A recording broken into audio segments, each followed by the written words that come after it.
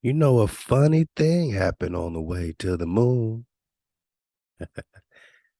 Big Dizzle again with the flat drop. Hey, how Dizzle Fetty, man. He said he's been searching, been seeking this video, man. Finally found it.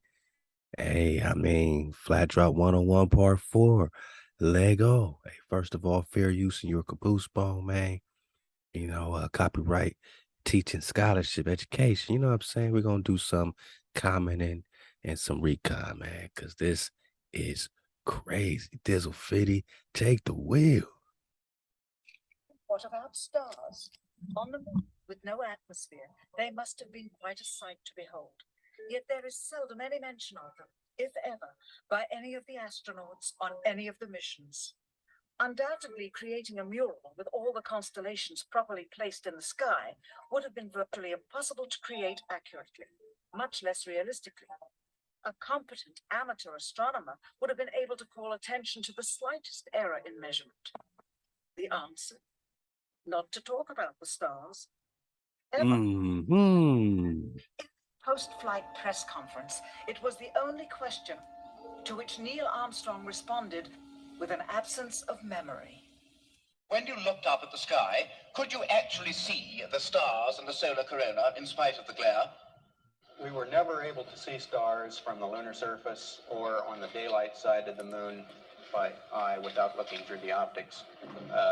I don't recall during the period of time that we were photographing the solar corona what stars we could see. I don't remember seeing any. Years later, though, Michael Collins would remember seeing the elusive stars and wrote about them in expeditions to the moon. It seems his memory improved the older he got. Why don't stars appear in any of the photographs? I mean, that's weird. The astronaut just said, I don't remember seeing any, boss. I didn't see no stars, boss.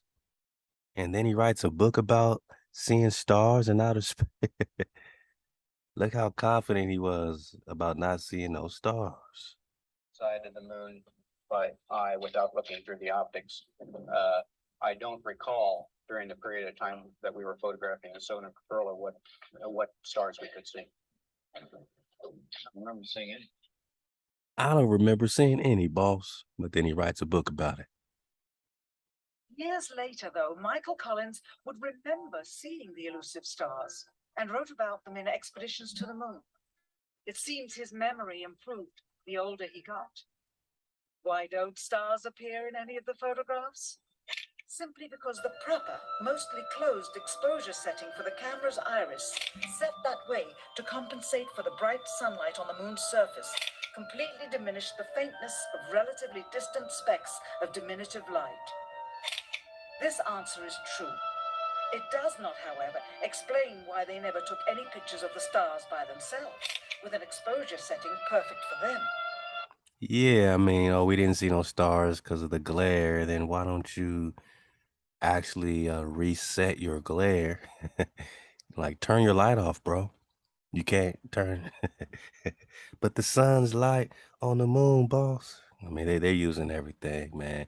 They're using everything. So we could see stars in Arizona, but you can't see stars on the moon. Gotcha, boss. While they took 3 automobiles to the moon, they never took a photographic telescope.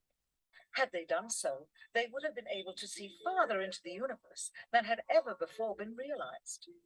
If they had taken a telescope and were not actually on the moon. Stop it. You went way to the damn moon and didn't bring a telescope, a telescope.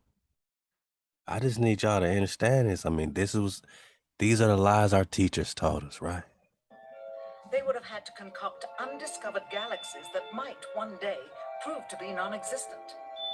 The cost of the 3 moon rovers in 21st century currency? Nearly $60 million each. Though they had fewer parts than a Jeep.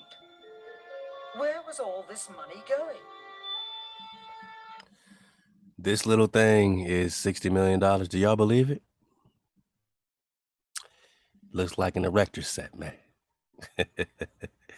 It's $60 million because it breathes in the moon's atmosphere. It's perfect for the gravitational field of the moon. Stop it, boss. Never in the history of Cappadocia. Then there's the flag, blowing in the wind, at least twice, on the atmosphereless moon. We can only guess that most of the missions were staged inside, for fear of possible aerial or satellite reconnaissance from an unfriendly nation. The backpacks, designed for 1/6 gravity, must have had the cooling systems removed to allow for movement without falling over. With very near and hot studio lighting, that left one hot astronaut inside. Assuming that it was the astronauts inside, after all, their faces were always covered. The necessary mammoth amounts of air conditioning were probably responsible for the air current. Do y'all believe these are the public astronauts that you know of, or are these just some stunt guys, pulling off these waving flag stunts on the moon? Here, the editor cuts to a still shot of the flag, just as the effect becomes noticeable. Here it is unchecked. This rare clip, attained decades ago, was never re-released with the inevitable Dizzle Fitty, body bag. Another. They keep saying, the flag is waving on the moon. And now here's the footage, man. Here's the $64 million footage. You're going to see a flag waving on the moon, and I need you to say what atmosphere, what wind is blowing on the moon. Body bag for the illusion. of air conditioning were probably responsible for the air current. Here, the editor cuts to a still shot of the flag, just as the effect becomes noticeable. Here it is unchecked. This rare clip, attained decades ago, was never re-released with the inevitable increase in experience and scrutiny. To demonstrate 1/6 gravity, a bouncy, floaty feel to the astronauts' movements would be similarly achieved with relative simplicity. Slow motion. You are viewing the scenes as they aired more than 30 years ago. Now let's look at them with the speed doubled. It becomes discernible that they are, in fact, in Earth's gravity and are no more leaving the ground than they would on Earth. Got him. Got It him. is clear from these rarely seen color television pictures that the crew of Apollo 11 brought a high-resolution color video camera with them on their mission. Yet the only pictures broadcast live from the moon's surface were these from a low-definition black and white camera. In fact, the networks complained because in addition to this, So they had a color feed and they gave us this bullshit, man. How many proofs y'all need? This never happened. That's why they ain't been back in 50 plus years. How much more proof you need that you are not spinning on a globe? they were forced to shoot the images, second generation, off of a projection TV of the technology of 30 years ago, and were not even allowed to take a direct feed, which further degraded the quality and clarity of the images. Perhaps this was precisely what NASA and the federal government had in mind.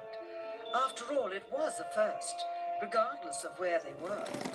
Better to open up their debut mission with fuzzy pictures and numerous blackouts, rather than show too much revealing detail of a false scene that was yet unproven.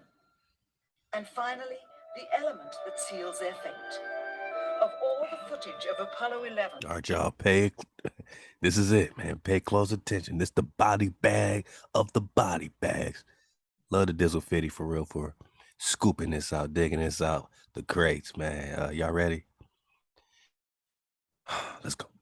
requested from NASA over a 5-year period, one gem was discovered just before the completion of this documentary.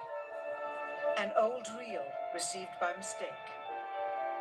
It contains the raw or unedited footage of the crew of Apollo 11, Michael Collins, Edwin Aldrin Jr., and Neil Armstrong, staging part of their mission for nearly an hour in living color, with exceptionally clear behind-the-scenes audio of conversations discussing the techniques used to achieve a disingenuous picture depicting the Earth at a distance.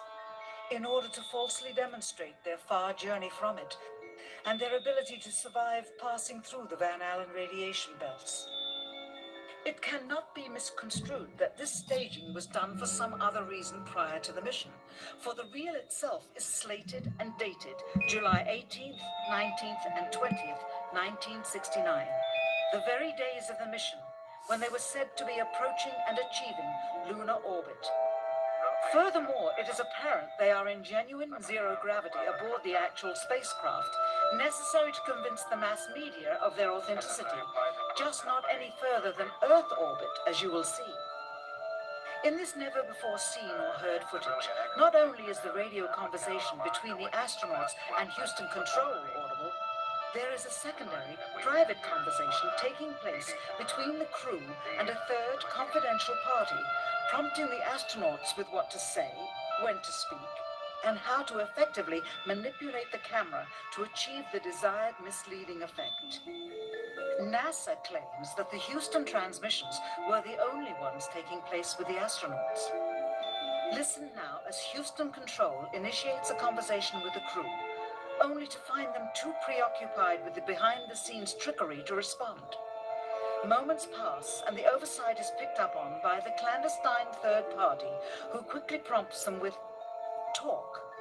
Immediately, Neil Armstrong speaks. Hello, Apollo 11. Houston, Goldstone says that the TV looks great. Over.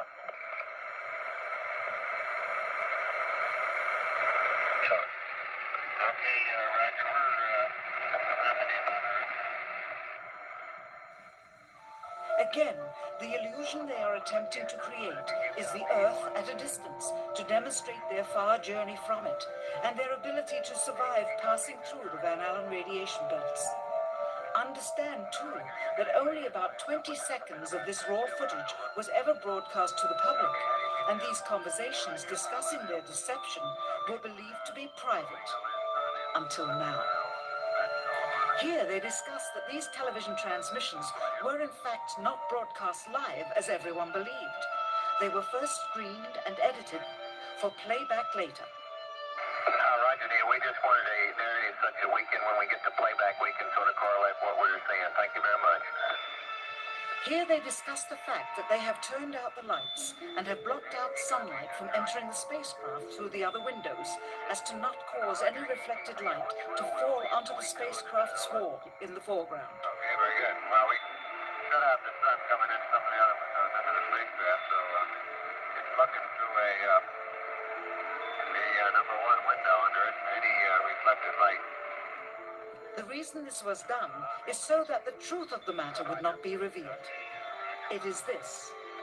Though the federal government would have you believe that this is a view of Earth from a distance out of the spacecraft's window as it nears the moon, it is not.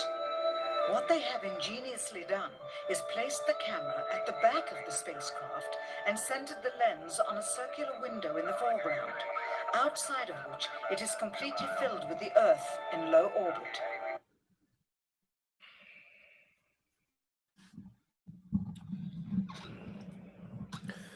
Dizzle Fitty, this your fault, man. It's your fault, man. It's your fault, man. I was not going to do Flat Drop 101 Part 4 tonight, but he dug this out the crates, and, you know, by popular demand, we got to talk about this. We got to talk about this, okay? So they put a camera in the back of the shuttle, you know, and they are filming forward through a circular hole. We're gonna get this again, you know, that is just going to show a circle, but in reality the whole screen is the Earth, right? The Earth is huge, right? So it's not a ball, it's just huge. It's just a flat plane. Call it a rim of existence. And not only are they trying to pass off the magic of them being far away from this Earth being far away, they're also trying to pass off the false illusion of a spherical Earth. So they made a little hole, a Let's hear again how they did this, man. This is I can't make this shit up, man. I can't make this stuff up. Our government would have you believe that this is a view of Earth from a distance out of the spacecraft's window as it nears the moon. It is not. What they have ingeniously done is placed the camera at the back of the spacecraft and centered the lens on a circular window in the foreground. Circular window. Outside of which it is completely filled with the Earth in low orbit. Completely filled, my nigga. The circumference of the window then appears to be the diameter of the Earth at a distance, with the darkened walls of the spacecraft appearing to be the blackness of space around it. That is why they wanted the interior dark and blocked out the sun from entering through the other windows. So you can see you in a spacecraft, inside the spacecraft, film it from the back through a circular window. Here you can see the extruded window, probably 2 inches thick at the bottom. This is because the Earth's shine is coming in at a downward angle. It also causes the Earth to appear to be an irregularly shaped circle, for you are seeing the outside of the window at the bottom and the inside of the window at the top, which together form 2 different sized halves of a circle. Subsequently, this take was never used.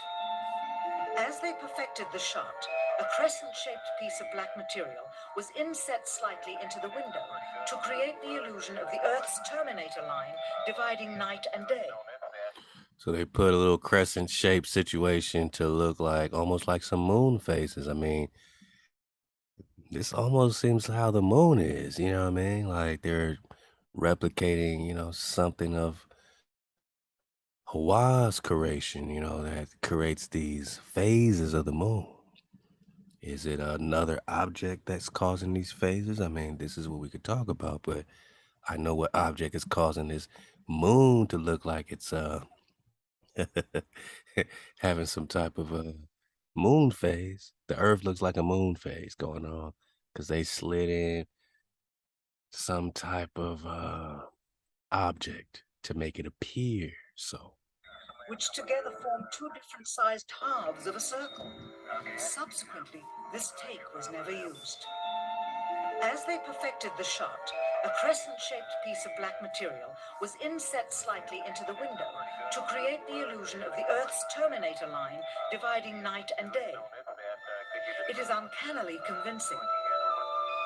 During this segment, intended to be edited and played back later for the worldwide television audience, dated July 18th, 1969, Neil Armstrong condemns himself as he states that he is 130,000 miles out, or halfway to the moon, as the NASA flight log also states on this date, when he is in reality in low Earth orbit of a few hundred miles. Roger, Houston, Apollo 11. Calling in from about 130,000 miles out. Here, during another segment, also intended to air after review, Neil Armstrong falsely explains to the viewers how the shot is attained by putting the camera's lens to the window's glass, as it would have to be if they were the claimed distance away from the Earth. We only have one window that has a view of the Earth, and it's filled up with a TV camera. If the window was completely filled up with a TV camera, as he stated, then an astronaut's arm would not be able to get between the camera and the window, as it obviously does here in this outtake. South America becomes invisible just off beyond the Terminator or inside the shadow. You can also notice how the astronaut operating the camera reacted to the mistake by attempting to pan away from it. Blue gas, see white bands of major cloud formations across the Earth. This is a segment that they believed wasn't even being recorded, much less suitable for broadcast, for the lens was being zoomed out and the scene was being changed to that of an interior of the astronauts at work, and apparently the stop button popped back up on the recorder without notice. Here is the diffused work light that they used to see camera controls, but not throw light onto the spacecraft's.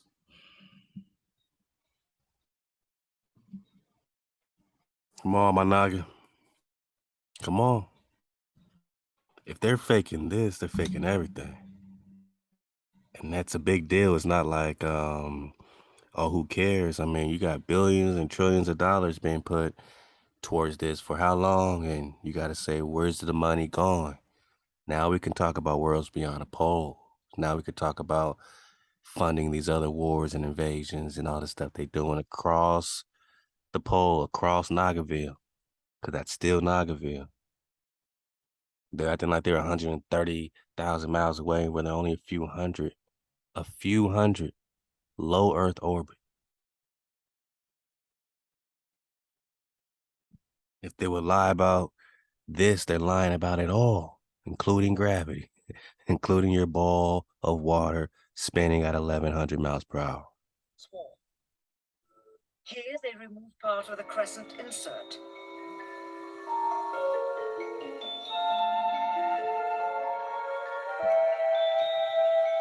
Look at this, man. Finally, the iris is opened up, and you can see the real location of the camera and the very bright and near Earth out the window.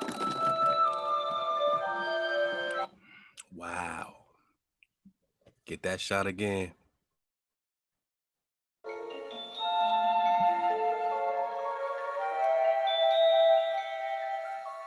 Finally, the iris is opened up, and you can see the real location of the camera and the very bright and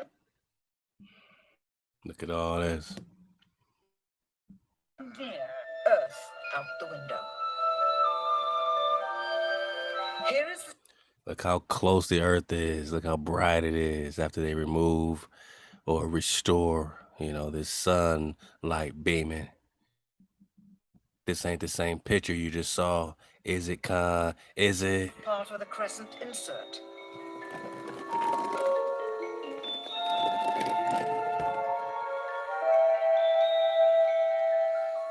Finally, the iris is opened up, and you can see the real location of the camera and the very bright and near Earth out the window. Here is the slate for the 19th of July, and the same shot of trickery on the 19th of July, and then the 20th, and the same misleading shot on the 20th. Later that evening, they were said to be walking on the moon. How can this be when they were in Earth orbit only 9 hours earlier, and the moon is some 3 days' journey away? Never in the history of Cappadocia. Furthermore, if they genuinely went to the moon, why would they be faking any part of it? Why this trickery with the window? I mean, that part, huh? By faking being halfway to the moon, it becomes apparent that they did so because they could not even go halfway. Oh. It thus confirms that the stumbling block to their success was the lethal radiation of the Van Allen radiation. I thought they got past it. Some astronauts say I didn't even feel it, man. What? What you mean, radiation? Others are saying it's so deadly, nothing can survive it. Then they say they're trying to fire these nukes to blast a hole through the radiation in space, in a vacuum. Or they're just talking about the firmament, my naga. The Van Allen belt is code word for the firmament that they can't punch through. Since the same equipment was used on the subsequent missions in the 40 months that followed, none of them could have gone to the moon. They only increased their proficiency at staging them. When some TV viewers of the second manned mission to the moon telephoned the networks complaining that reruns of I Love Lucy were being interrupted, it became clear that for the taxpayers, once was enough.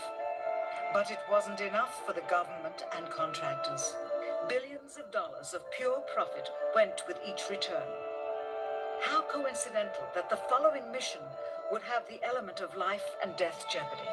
Managa, if this is true that they faked this, you know how many lawsuits and I mean everything is fake. All that bullshit you taught us in school, people could sue for you driving me crazy lawsuit. You mental damage, man.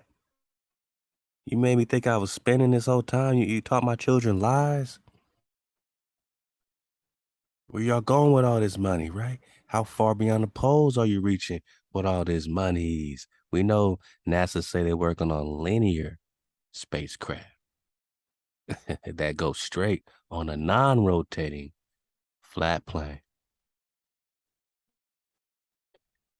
Fakery, cappery. My noggin. A funny thing happened on the way to the moon. Apollo 13. Now the public would take going to the moon more seriously and be reconnected with the drama. We now realize that perhaps the reason Neil Armstrong has never given an on-camera interview is because he doesn't want to lie anymore. What threats may have been made upon such honorable men or their families to possess their reluctant cooperation and later ill feelings towards perpetuating this still darkened hour in American history? NASA's highest-ranking official, James Webb, resigned without explanation just days before the first Apollo mission. Why, when he was on the threshold of achieving the greatest accomplishment of his career? All three Apollo 11 astronauts also resigned shortly after their return. On the 25th anniversary of the event. Who does a great thing and resigns? Everybody resigns? People start coming up missing? My noggin, it's one of the biggest cover-ups of all time. Other than the fact that you are who you are. Let's go. In 1994, Neil Armstrong made a rare public appearance and held back tears as he spoke these brief cryptic remarks before the next generation of taxpayers as they toured the White House. Today we have with us a group of students among America's best. To you, we say, we have only completed a beginning. We leave you much that is undone. There are great ideas undiscovered, breakthroughs available to those who can remove one of truth's protective layers. He is that layer. Perhaps someday soon, with the uncovering of this footage and its meaning, the true patriots of America will rise up or come forward and free the citizens and themselves from the sin that so easily entangles and from a federal government that needs to have the gangrene cut off. Even if the government's destruction would come from the truth, then it is not worthy to stand, and its betterment would inevitably follow. All of us are mortal. All of us will die. Perhaps the seeking of a clear conscience before that hour will motivate the truth into the light. Perhaps as citizens, we should offer amnesty for this and other crimes of history for facts from those involved before the truth perishes with them. Why must we wait until the year 2017 to open the Kennedy assassination files? Perhaps they will not even be opened then, for the law that reluctantly stipulates their release says so with this clause, quote, with the exception of documents certified for continued postponement by the President. Whoever believes the citizens to be too immature for the truth are too immature for power. The truth will always set us free. Ooh, dizzle fitty, dizzle fitty, dizzle fitty. Got the drop. That's how we start off Flat Drop 101, part 4, man. Again, a brand new Flat Drop series for my cons, just to, just look at everything, man, in 2022 with a Dragonfly perspective, man. They were talking about this Van Halen belt. Here's some cappery, straight from, the horse's mouth, the serpent's mouth about the Van Halen belt. And with all the drop that we've gotten, that you've gotten in all three parts of the Flat Drop, and this drop that we just got by Big Bro Dizzle. Hey man, here's how they explain the Van Halen belts, and I want you to remember Operation fishbowl when they're blasting nuclear weapons. Just listen closely. There's an invisible magnetic force field surrounding our planet, protecting us from harmful solar winds that could annihilate Earth. But this protective blanket is also a swirling ring full of deadly radiation. And to leave Earth's atmosphere, astronauts have to pass through it. All right, so we got a protective blanket. Again, keyword firmament. Keep these nukes in mind. Operation Fishbowl. The Van Allen belts are rings of energetically charged particles that have been captured by Earth's magnetic field. They got their name from this physicist, James Van Allen. Back in the 1950s, Van Allen launched a Raccoon, a rocket lifted by a balloon above the atmosphere, and it detected the first hint of radiation at higher altitudes. Then, Explorer 1, the first American satellite to orbit Earth, launched January 13, 1958. Explorer 1 confirmed that Earth's magnetosphere was trapping the subatomic particles. Or did Explorer 1, key that in with Admiral Byrd? Did he discover the firmament? Let's go. The Van Allen belts were the first major scientific discovery of the early space age, and they posed a serious challenge for space travel. High-speed subatomic particles can tear through DNA, increasing the risks of cancer and other diseases. So sending astronauts through these particles is not ideal, and even though they're flying in a shielded spacecraft, doses of radiation can still seep through. But there's no way around the Van Allen belts. In order to reach space, astronauts have to fly through them. It's no way away. It's no way around the firmament. You got to get through it. Either you're gonna get through it by, finding a crack in the ice where the firmament is hitting the earth, to get through it on the boat, or you can try to get through it in the sky, man. But you're gonna have to get through the firmament. First, there's the inner belt, which is comprised of protons. And then the outer belt, which has mostly high-energy electrons. At one point, Van Allen suggested detonating a nuclear bomb in the inner belt to potentially clear out some of... Whoa. I know. You didn't see that coming. I know.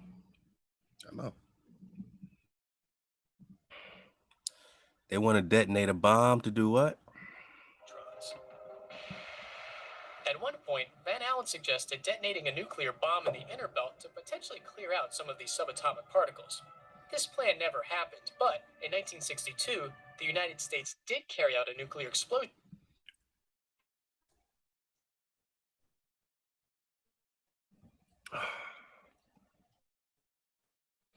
So we got Operation Fishbowl and Starfish and Starfish Prime nuclear tests are all a part of Operation Fishbowl, which is all a part of Operation Dominique. Starfish nuclear test. There's a reason why they just put this here while they're talking the Van Allen belt. And now we have another excuse for them to be nuking the firmament or the sky to poke a hole or detonate something through the Van Allen belt. But in 1962, the United States did carry out a nuclear explosion in space dubbed Starfish Prime. Out some of these subatomic particles. This plan never happened, but energy electrons. At one point, Van Allen suggested detonating a nuclear bomb in the inner belt to potentially clear out some of these subatomic particles. Got him. Detonating a bomb in the inner belt. My nigga, that's trying to blow a hole through the firmament. And you got all that drive, go get the drive, man. All right, but they were detonating, man. They were detonating.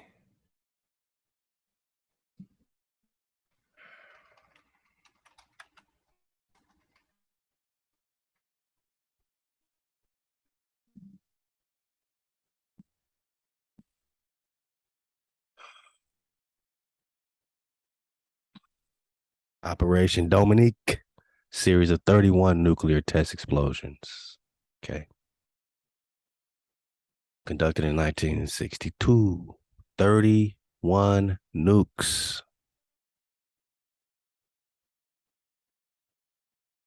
Experiments carried out to determine nuclear weapons effectiveness, yield, and explosive capability.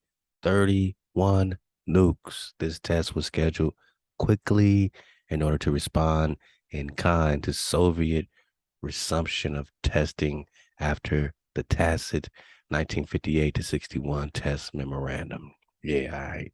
Most of these shots were conducted from free fall bombs dropped from a B-52 bomber aircraft. Well, I thought they were just shooting them from the I thought they were just shooting them from the bottom. You saying they dropping bombs from a B-52? 20 of these shots were to test the new weapons design, 6 to test weapons effectiveness, and several shots to confirm the reliability of existing weapons. The Thor missile was also used to lift warheads into near space. Near space, man. If y'all believe this, Cappadocia, I might as well sell you a nice big pile of ice in Antarctica, man. Oh man, this is crazy, man. They are detonating in low Earth orbit. These subatomic particles. This plan never happened, but in 1962, the United States did carry out a nuclear explosion in space dubbed Starfish Prime. Never happened, but in 1962, the United States did carry out a nuclear explosion in space dubbed Starfish Prime. They wanted to see if detonating a 1.4 megaton bomb in low Earth orbit could augment and expand the Van Allen belts. But never in the history of Cappadocia, man.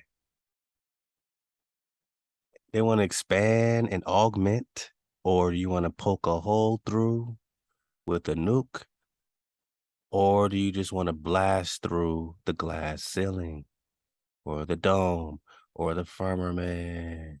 a bomb in low Earth orbit could augment and expand the Van Allen belts. But the explosion actually ended up temporarily adding more radiation around our planet. Didn't this fool just say this never happened? And now he's saying that, oh, it actually did kind of mess things up a little bit. Let's go back. Because he just said it never happened, right? He just said it never happened. I can't make this shit up, man. At one point, Van Allen suggested detonating a nuclear bomb in the inner belt to potentially clear out some of these subatomic particles. This plan never happened, but It never happened, but in 1962, the United States did carry out a nuclear explosion in space dubbed Starfish Prime. so it happened. What do you mean it never happened? Never happened, but in 19... Van Allen suggested detonating a nuclear bomb in the inner belt to potentially clear out some of these subatomic particles. This plan never happened, but in 1962, the United States did carry out a nuclear explosion in space dubbed Starfish. So they did explode some shit in low Earth orbit to try to poke a hole or augment the Van Allen or firmament. They wanted to see if detonating a 1.4 megaton bomb in low Earth orbit could augment and expand the Van Allen belts. But this plan never happened. But the explosion actually ended up temporarily adding more radiation around our planet. Let me tell you, fool. Let me tell you, NASA scientists and SpaceX, and y'all go over here. Y'all come sit in the front row. Let me tell you why there was more radiation afterwards. Because you're in a glass ceiling, fool. you're in an enclosure. You're detonating nukes in low Earth orbit. And the radiation from that shit, you know what's going to happen to that? It's going to increase the radiation on Earth because it's not escaping Earth. It wouldn't increase it if you're in a vacuum of space, man. All these particles are just looping around, and the gravitation is a theory, not a law. You're in a vacuum, man. Warheads in near space, conducting high altitude nuclear explosion tests, but it never happened, boss. These shots were collectively called Operation Fishbowl.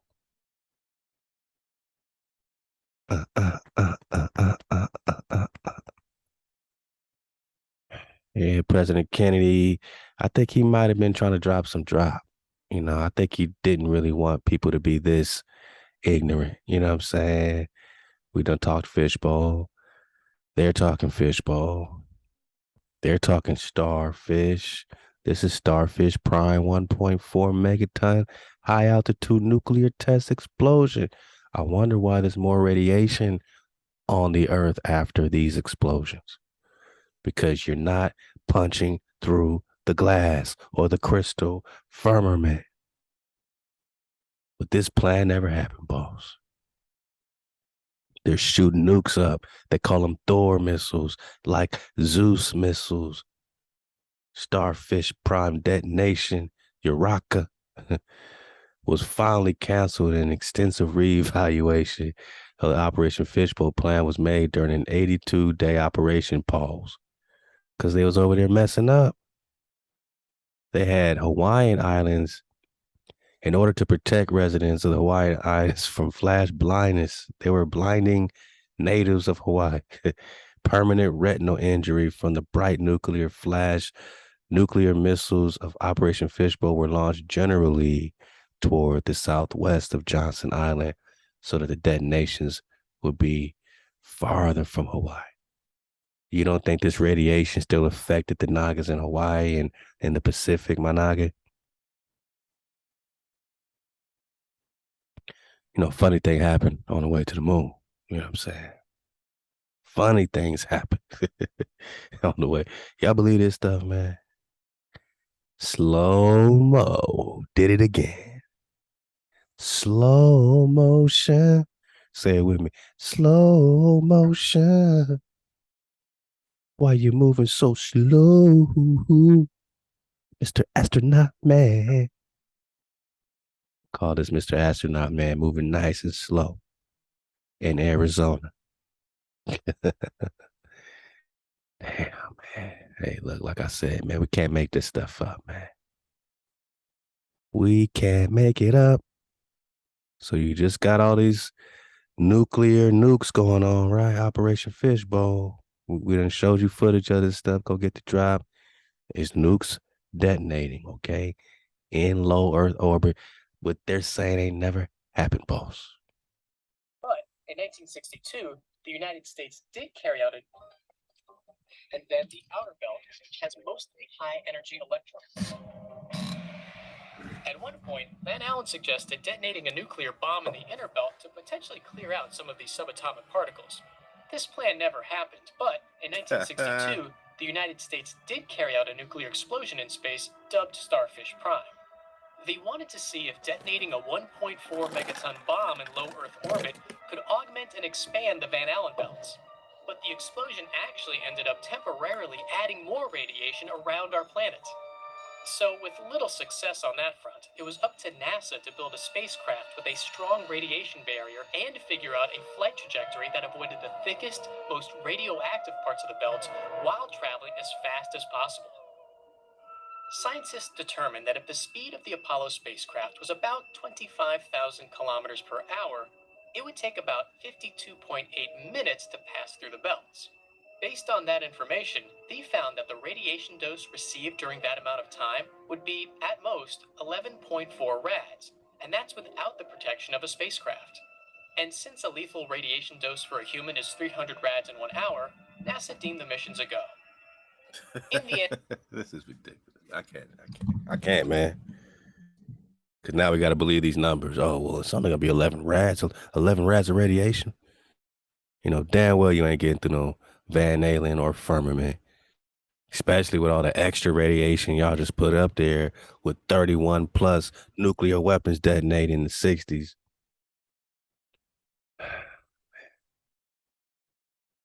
Let's talk Van Halen again. Love to the preacher, man. KB and television. Let's go.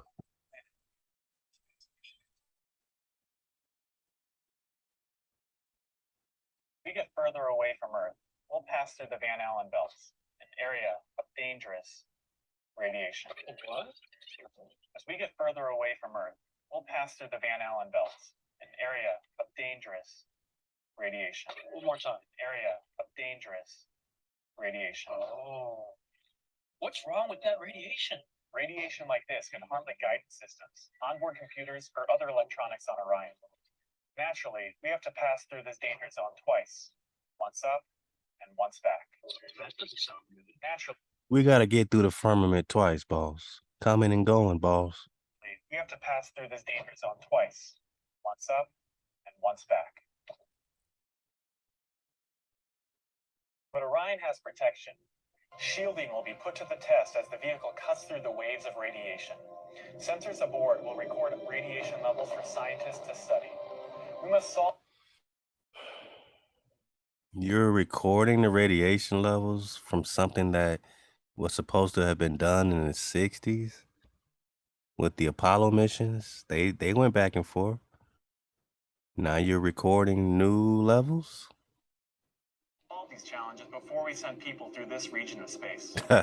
What? We must solve these challenges before we send people through this region of space? I thought this problem was solved over 40 years ago. We sent a bunch of people in jumpsuits and tin cans through it. Bang, bang, bang. One more time, man. Hey, a funny thing happened when they went to the moon, man. To the Van Allen belts, an area of dangerous radiation. One more time. Area of dangerous radiation. Oh. What's wrong with that radiation? Radiation like this can harm the guidance systems, onboard computers, or other electronics on Orion. Naturally, we have to pass through this danger zone twice. Once up and once back. That doesn't sound good. Naturally, we have to pass through this danger zone twice. Once up and once back. But Orion has protection. Shielding will be put to the test as the vehicle cuts through the waves of radiation.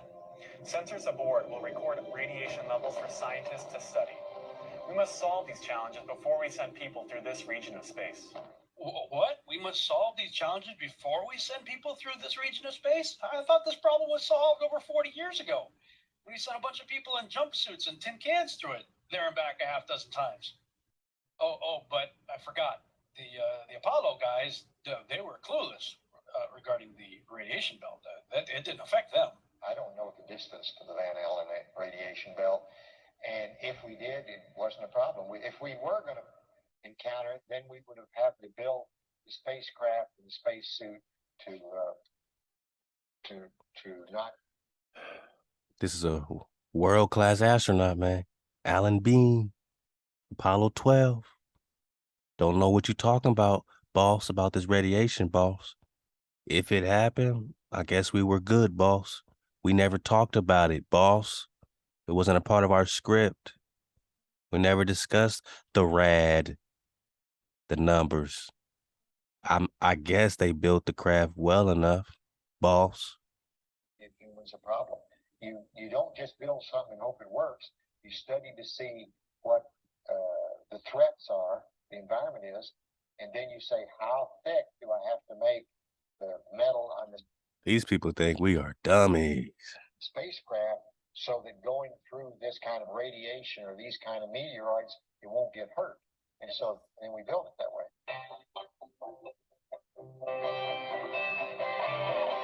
I help manage the Orion Crew and Service Module Office.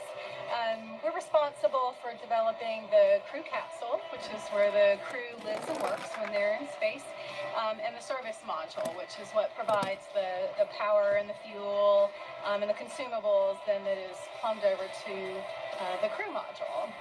We don't have the ultimate answer for radiation on Orion. We don't have no answers, boss. We're still working on that. If we were to build Orion out of the materials we need and the sole job was to protect for the radiation environment, the vehicle would really be too heavy.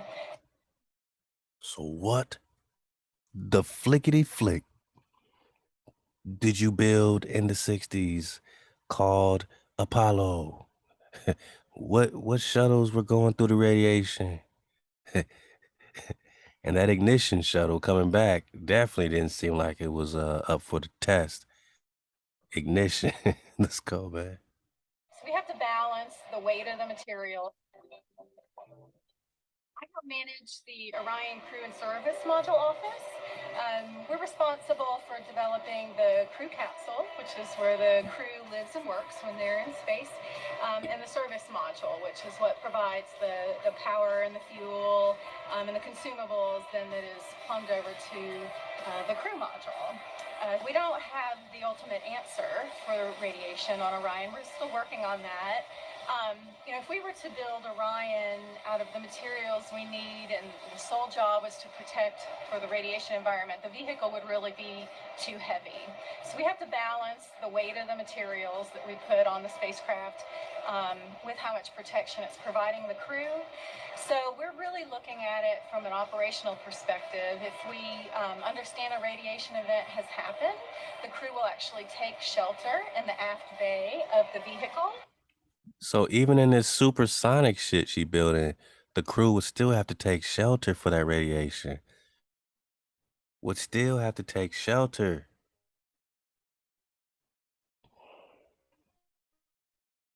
What the threats are, the environment is, and then you say, how thick do I have? It wasn't a problem. If we were going to... The Apollo guys, they were clueless regarding the radiation belt. It didn't affect them. I don't know the distance to the Van Allen radiation belt, and if we did, it wasn't a problem. And in 2022, 2021, they are building the Orion saying you astronauts will have to take shelter still in the aft, in the bottom of the ship or wherever.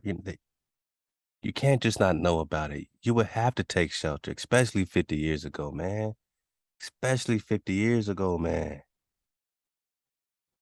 If we were going to encounter it, then we would have had to build the spacecraft and the spacesuit to... If we were. He's not even confirming that it's even out there, boss. To not give humans a problem. You don't just build something and hope it works. You study to see what the threats are, the environment is, and then you say, how thick do I have to make the metal on the spacecraft? All right, stop, man. I mean, she got some studying going on, right? Will actually take shelter in the aft bay of the vehicle. We have found over the years that water is a really great radiation when they're in space, and the service module, which is what provides the metal on the spacecraft, so that going through this kind of radiation or these kind of meteoroids, it won't get hurt. And so then we build it that way.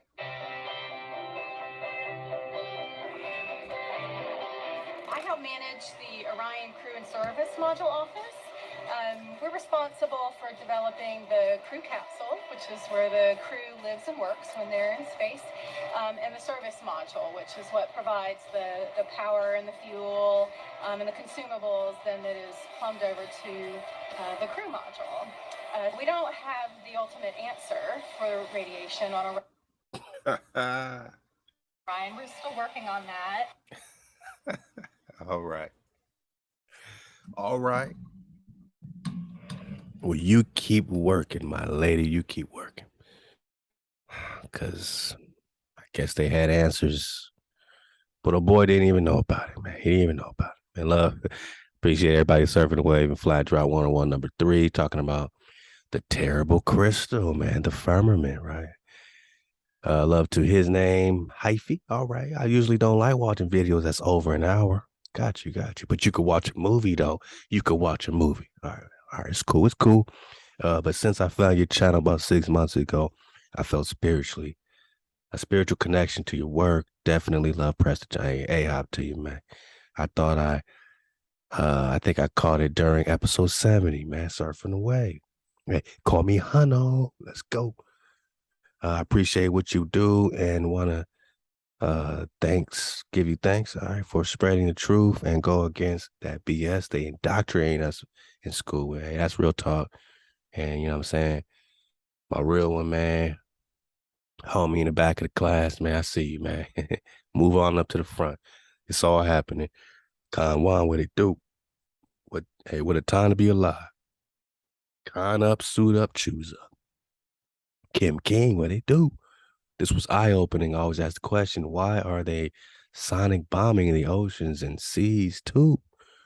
The oceans and seas hold much knowledge of civilizations in the desert. Aquaman, the movie, showed that Ahab King, Kim King. High vibes, what it do? No cap, that preacher was going in on the establishment, which is exactly what we need. We need people like him telling the truth, man, because they gonna listen to the preacher, man. Love the high vibes. Jay's Bird, or Jai's Bird. Okay, first time I read the circle of the earth, it was translated horizon in the middle column. Whoa. Because the circle, Kaug, horizon, Ka, middle column. That's crazy. And that was a good one. And all the years of capital shit. Hey, fam. James Smith, we are underneath the waters above. The only reason we have air is because the firmament split the waters in half, creating our oceans. And the waters above, without the firmament, we'd be under massive waters or non-existent. Imagine how deep the waters above are. We are underwater, and the firmament is why we have an air pocket called the sky. That's fly. Yeah, that's fly right there. Ahab James Smith. Kanwan, Pele, and Creole means to step on something. Hint, Pele, the football player. Planet can be flanet. The F and P is the same. They'll say anu flanet, meaning let's us go out, see somewhere. Let's go out to see somewhere. Okay. Can also be to fly in, man. He's over there giving us some etymologies. Hey, hi, bro. OG Truly, please go back. Please go look at the Chickamauga, Georgia, the entrance to the National Military Park. It would definitely trip you out. It's an old castle. Okay, we're going to get back on that indigenous truth. They got a castle as the entrance. Whose castle, man? Chris K, I was wondering, what is the fate of the hijack? I'm Korean and wondering if I have a soul. Okay, let's talk about it, man. Or if I'm just some bot created by fallen angels at some point. Hey, look here, man. Hey, look, it's not about who's who and what's what. All right, we doing an investigation to figure us out. We know that by doing that, everybody's going to scramble to figure themselves out. We can't worry about who you are, who anybody is, but all we can say is keep the code. Let's keep building brick by brick, and let's keep the code. You know what I'm saying? That's going to raise all of our frequency to a point that I believe is worthy. You know what I'm saying? So Ahab, everybody, letting Chris K know it's all good, man. Tiffany Bryan, let me try to help others be aware of this flat, but shake it off, pop off. Okay, Tiffany Bryan, keep dropping that drop. Beanie Baby, the truth is the truth. All praise the Most High. Nothing else to be said. Always in the classroom. Beanie Baby, #facts. That's real spill, man. The truth is the truth, man. We ain't in it just to prove our version of things. We digging on what is called truth. We're digging on, what is the foundational truth, man. Ahab Aqua Shamar, the earth is HaWah's footstool. A round footstool ain't too stable. Probably why we ain't never seen one. Halal HaWah, Shalom to the tribe. Hey, Shalom to you, Aqua Shamar. Man, this sister's the one that dropped all that Hungary Estebanico flow. We're gonna get back on these Huns and Magars. We got you, Aqua. Charles, what it do, man? Hey, peace and power, peace indigenous cons of Turtle Island, Dragonland, what it do? Hey, man, so much great flow coming in from the tribe, and this is what's keeping us going. I said we want to pick up on this Enoch flow, which is pretty interesting on this plain truth, flat earth Bible flow. Let's go, man. Pull up the links, picking up right here. The book of Enoch, the cosmology previously described is derived from the Bible itself. Following the 19th century flat earthers, some of the evidence is more ambiguous than we like, and ambiguities in ancient documents can often be elucidated by consulting contemporary documents. The most important ancient document describing Hebrew cosmology is First Enoch, sometimes called the Ethiopic Book of Enoch, one of those long disjointed scissors and paste jobs believed by ancient scribes. For a dozen or so centuries, European scholars knew First Enoch only from the numerous passages preserved in the patristic literature. In 1773, the Scottish adventurer James Bruce found complete copies in Ethiopia. Numerous manuscripts of First Enoch have since been found in Ethiopian monasteries. Turn of the century scholars concluded that parts of the book are pre-Maccabean, and most, perhaps all of it, was composed by 100 BC. These conclusions were largely vindicated when numerous fragments of First Enoch were found among the so-called Dead Sea Scrolls at Qumran.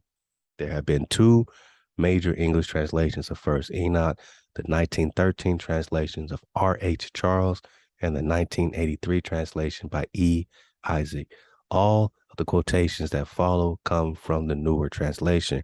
The importance of First Enoch is poorly appreciated outside the scholarly community.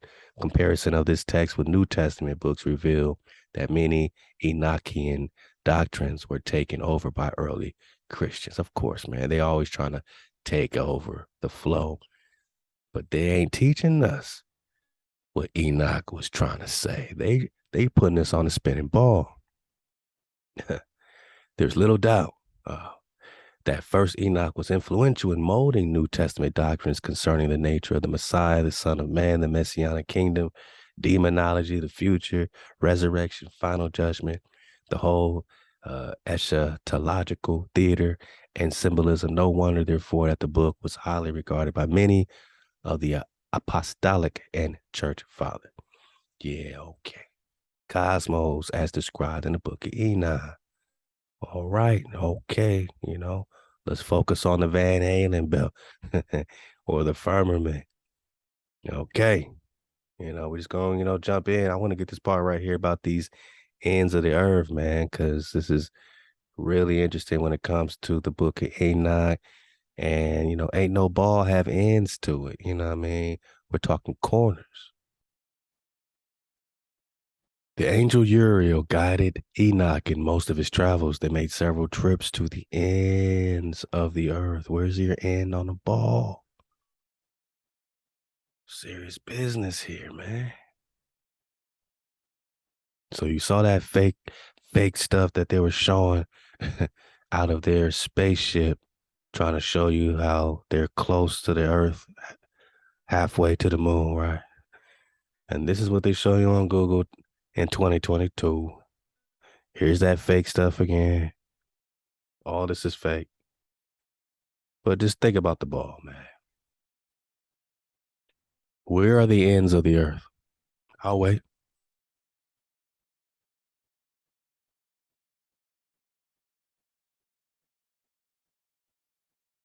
Top of the ball, bottom of the ball, side of the ball, other side of the ball.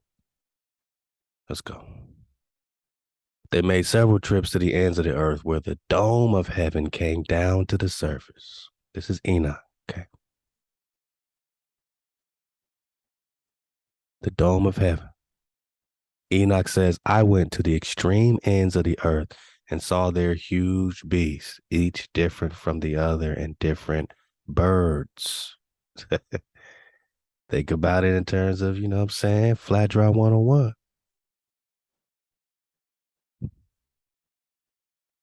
Ends of the earth, huge beasts, different type of animals, and different types of birds, man. What kind of birds? What kind of beasts? What kind of dragons? Differing from one another in appearance, beauty, so they're beautiful beasts. Okay. And voice. And to the east of those beasts, I saw the ultimate ends of the earth where rest on the heaven. The earth which rests on the heaven.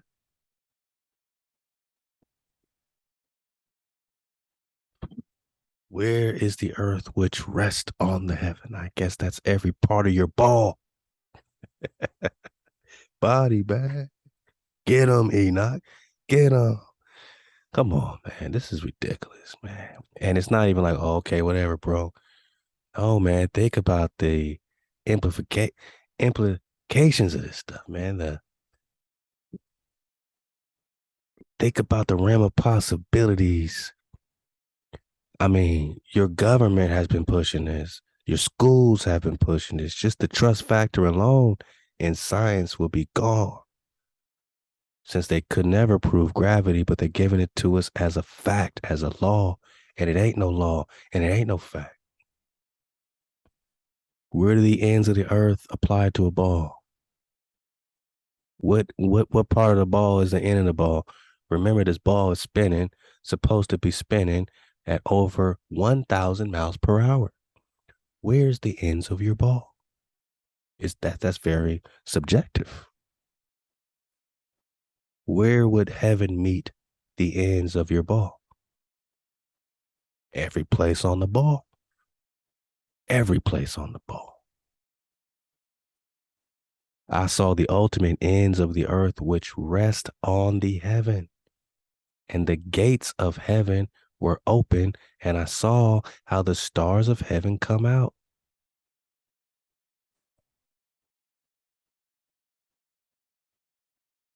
How do the stars of heavens come out? How do the stars of heaven come out of the gates? What is Enoch talking about? Huh? Where's the stars, by the way? No stars here. No stars with the Apollo mission. No stars ever on any picture from space.com, Wikipedia. Oh, Live Science. Look, they dotted in some stars. This is ridiculous, man. This is ridiculous. How about the Britannica? No stars, but I do see a little moon. How about NASA.gov? This is the Earth from NASA.gov. Oh, no stars. Here's your marble. Hey, how about Aquatai? Hey, blue marbling or blue marbling, man? We got red marbles and blue marbles, man. We got balls. We got planets, but a planet is a plane because all you did was put a T at the end, boss. It's still a plane. Still a plane. But what's the plan? To wander, to make who wander? To dissuade who? Make devious? Repel who? Dissuade from the right path? So what's the right path? I think Enoch is telling us something about their planet, which is flat. I'm just talking the etymologies of planet. I don't have to go far to validate truth, man. You just got to be looking for it. Get out the mind of a hijack. The ramifications of this is a complete collapse of society as we know it. Everybody gonna want their money back. Trillions of dollars spent by now. For what? A lie? And the gates of heaven were open, and I saw how the stars of heavens come out. The sharp eye reader will know what I suspect is an editing error in the Isaac translation. The earth resting on the heaven makes no sense. Where on the heaven rest. Again, Enoch says, I went in the direction of the north to the extreme ends of the earth. Oh, we're talking that Arctic drop. We're going to talk some polar exploration. Admiral Byrd drop. Is Enoch Admiral Byrd? And there are the extreme end, and there at the extreme ends of the earth, or excuse me, whole world, I saw a great and glorious seat. There also I saw 3 open gates of heaven when it blows cold, hail, frost, snow, dew, and rain. So we saw openings that blow different, things. One blows cold, one blows hail, one blows frost, one blows snow, one blows dew, one blows rain. Through each one of the gates, the winds proceed in the northwesterly direction. First Enoch 31, verse 1 through 2. This accords well with Jeremiah 51, verse 16, which says, quote, he brings up the mist from the ends of the earth. He opens rifts for the rain and brings the wind out of his storehouses. Huh?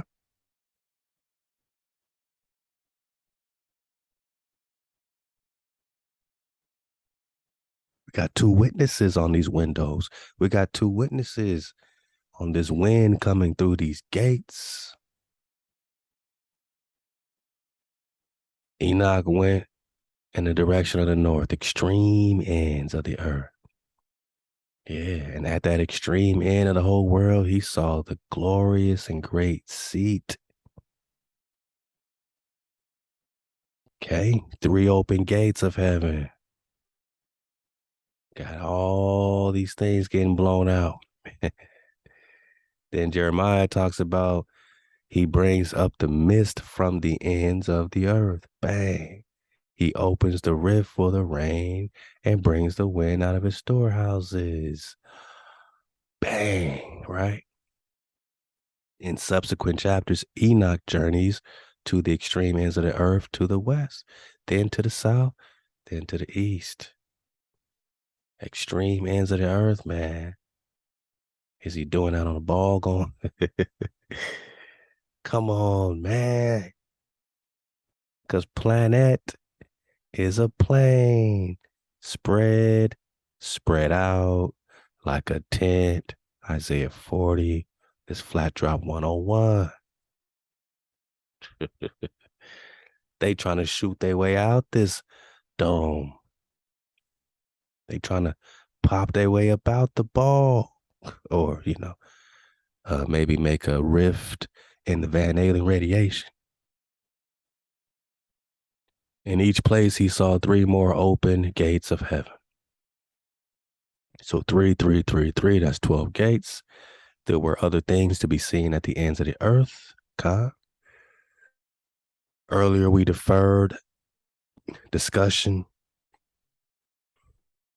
of the King James Version of Job 26:7. He stretches out the north over the empty place and hangs the earth upon nothing. Oh, got him, boss. It's a globe because, hey, we heard it all, y'all. It's a globe because the earth's hanging on nothing, which means it's in outer space. See? It's a ball earth hanging on nothing. See? In the history of Cappadocia. On several occasions when Enoch and the angel are out beyond the dome of heaven, Enoch comments that there is nothing above or below. For instance, as I came to an empty place, I saw there neither a heaven nor above nor an earth below, but a chaotic and terrible place. First Enoch 21, verse 1. Could this be the kind of nothingness referred to in Job? He stretches out the north over an empty place, hangs the earth upon nothing. Enoch is traveling north, south, east, west, and he goes so far across the plain, outside the dome, out beyond the dome, where he comes to an empty place. I saw neither there a heaven above nor earth below, but a chaotic and terrible place. An angel also showed Enoch the storerooms of the winds in Enoch 18, verse 1, and the cornerstone of the earth. I'm sorry, where would be a cornerstone on a ball again? Cornerstone? Ain't no corners, boss. Unless you're talking about a flat, spread out plane, which they put a T at the end and became planet, which then turned into a spinning ball traveling 67,000 miles per hour, spinning at 1,100 miles per hour. Where's the ends of the earth, man? Where's the extreme ends on this earth? It's spinning, man. It's spinning. Where's the cornerstone? Oh, man. Then they got the sun and the moon. And what of the sun and moon? Psalms 19, verse 4 through 6 suggests that the sun holds up at the ends of the earth until it's time to rise. Enoch expands upon this idea. First Enoch 41:5. He, quote, saw the storerooms of the sun and the moon, from what place they go out and to which place they return. Further, they keep faith one with the other in accordance with an oath they set, and they rise.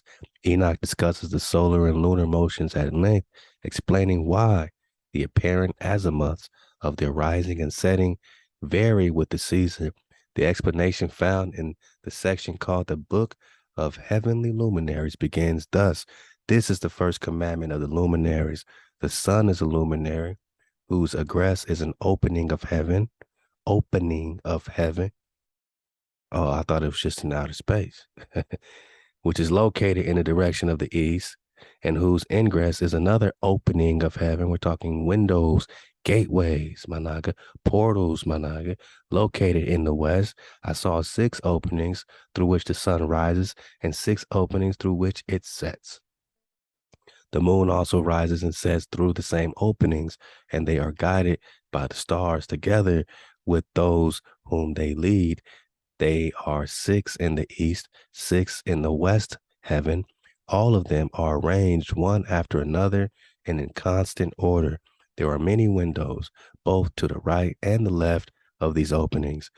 First, there goes out the great light, whose name is the sun. Its roundness is like the roundness of the sky. All right. Roundness does not mean ball, sun. This could also mean a disc, my noggin. It is totally filled with light and heat. The chariot in which it ascends is driven by the blowing wind. Blowing wind? I'm sorry. Where's the blowing wind in outer space? I'll wait. Oh, this is the same wind that was blowing the flag? Wait a minute, Dizzle Fitty. I think you just solved this. I think you just solved all the drive, man. Here, the editor cuts to a still shot of the flag side for fear of possible aerial or satellite reconnaissance from an unfriendly nation. The backpacks, designed for 1/6 gravity, must have had the cooling systems removed to allow for movement without falling over. With very near and hot studio lighting, that left one hot astronaut inside. Assuming that it was the astronauts inside after all, their faces were always covered. The necessary mammoth amounts of air conditioning were probably responsible for the air current. Oh, no. That's the winds, right? Yeah. That's the wind. The chariot in which it ascends is driven by the blowing wind. In outer space, or are we talking about within the firmament, man, where the winds are popping off out of the gates? The open gates of heaven blows the cold, hail, frost, snow, dew, rain. The gates, right? Inside the firmament. Inside. The sun and moon are both in the firmament, according to the book of Genesis. Oh, man, come on, man. We done talked about this before. Genesis, firmament. Stars inside. Oh, man. Yeah. And dodge all hijacks, man. Then HaWah said, let there be lights in the firmament of the heaven, not outside, in the firmament, not outside, boss. Genesis 1:14, let there be lights in the firmament of the heavens to divide the day from the night, and let them be signs and seasons for days and years in the firmament. Genesis 1, verse 14. Receipts on receipts. Yeah, we're just talking the sun and the moon. The sun sets in the sky in the west and returns by the northeast. In order to go to the east, it is guided so that it shall reach the eastern gate and shine in the face of the sky. First Enoch 72, verse 2 through 5. The openings in the vault of heaven in the east and west are matched to the seasons. On the longest day of the year, the sun rises and sets through the northmost pair. On the shortest day, it rises and sets through the southernmost pair. The return routes of the sun and moon are outside the dome. Perhaps they rest in their storerooms during their time off. In the firmament. Hey, the book of Enoch is letting us know a couple things, man. The firmament serious business. They're over here trying to punch holes through the Van Allen, man. They try to punch a hole through the Van Allen. They did carry out a nuclear explosion in space dubbed Starfish Prime. They wanted to see if detonating a 1.4 megaton bomb in low Earth orbit could augment and expand the Van Allen belts. But the explosion actually ended up temporarily adding more radiation around our planet. I wonder why, boss. Because you're inside the dome, popping off nukes. Where else is it going to go but cause more radiation in the firmament, not outside the firmament, boss, not outside the ball, but inside the firmament. Hey, Elon, man, what's Elon talking about, man?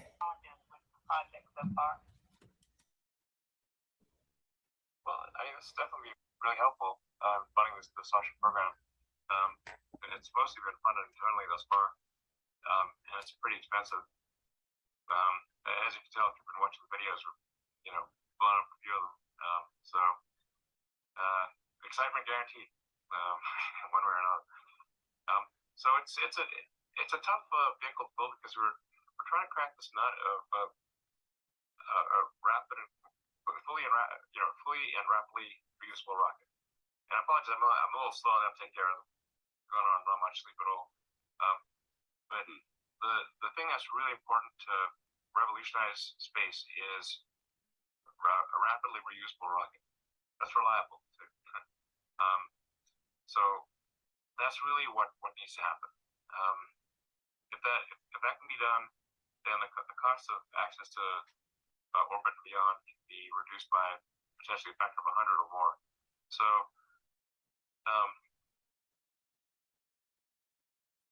that's really what is most important about. It's got to be done by somebody's got to do this. If you have rapid and complete reusability, then that opens up. That is the gateway to the heavens. Whoa. Elon, what is he talking about, man? We're going to keep checking in on Elon. He said something crazy. Well, one more time. This last part. What you say, Elon, man? Funding from HLM impact your design, development, and schedule for Starship, and what's been kind of your technological challenge? Starship, right? They just going to more lands beyond the barrier.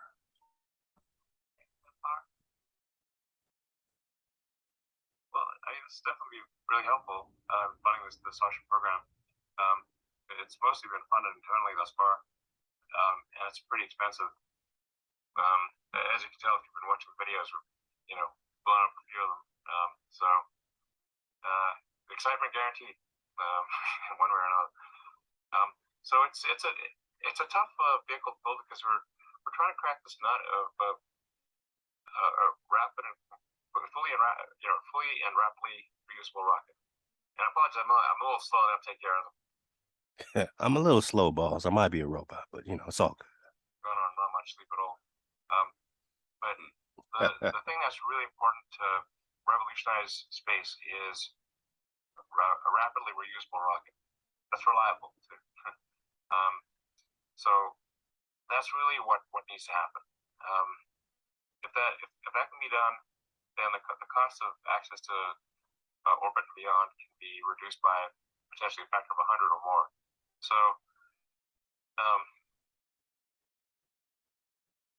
that's really what is most important about. It's got to be done by somebody's got to do this.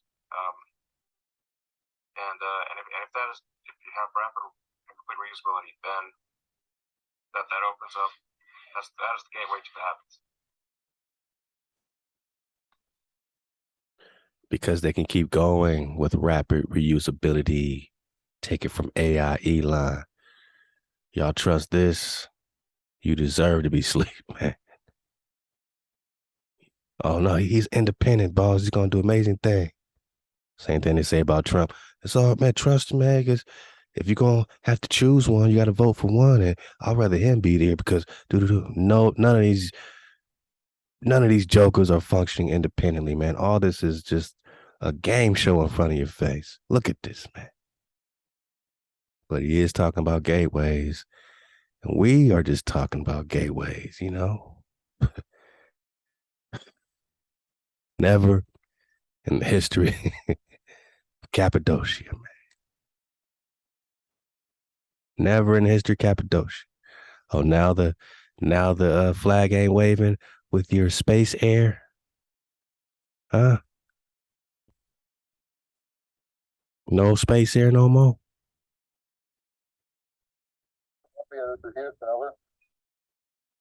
It's ridiculous, man.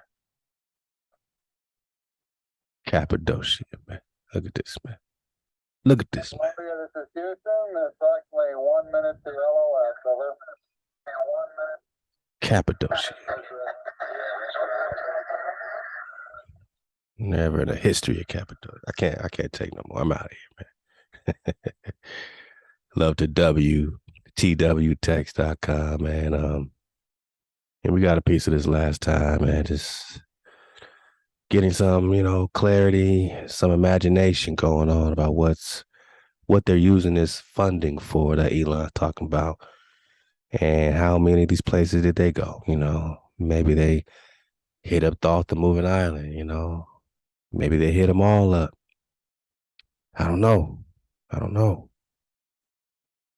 The entire coast of the ice wall is not one single complete wall. However, there are actually a series of 1,000-mile long walls divided by trans-Antarctic mountain ranges up to 11,500 feet high. The weight of the ice walls are so enormous that they have literally pressed the land 2/3 of a mile into the earth.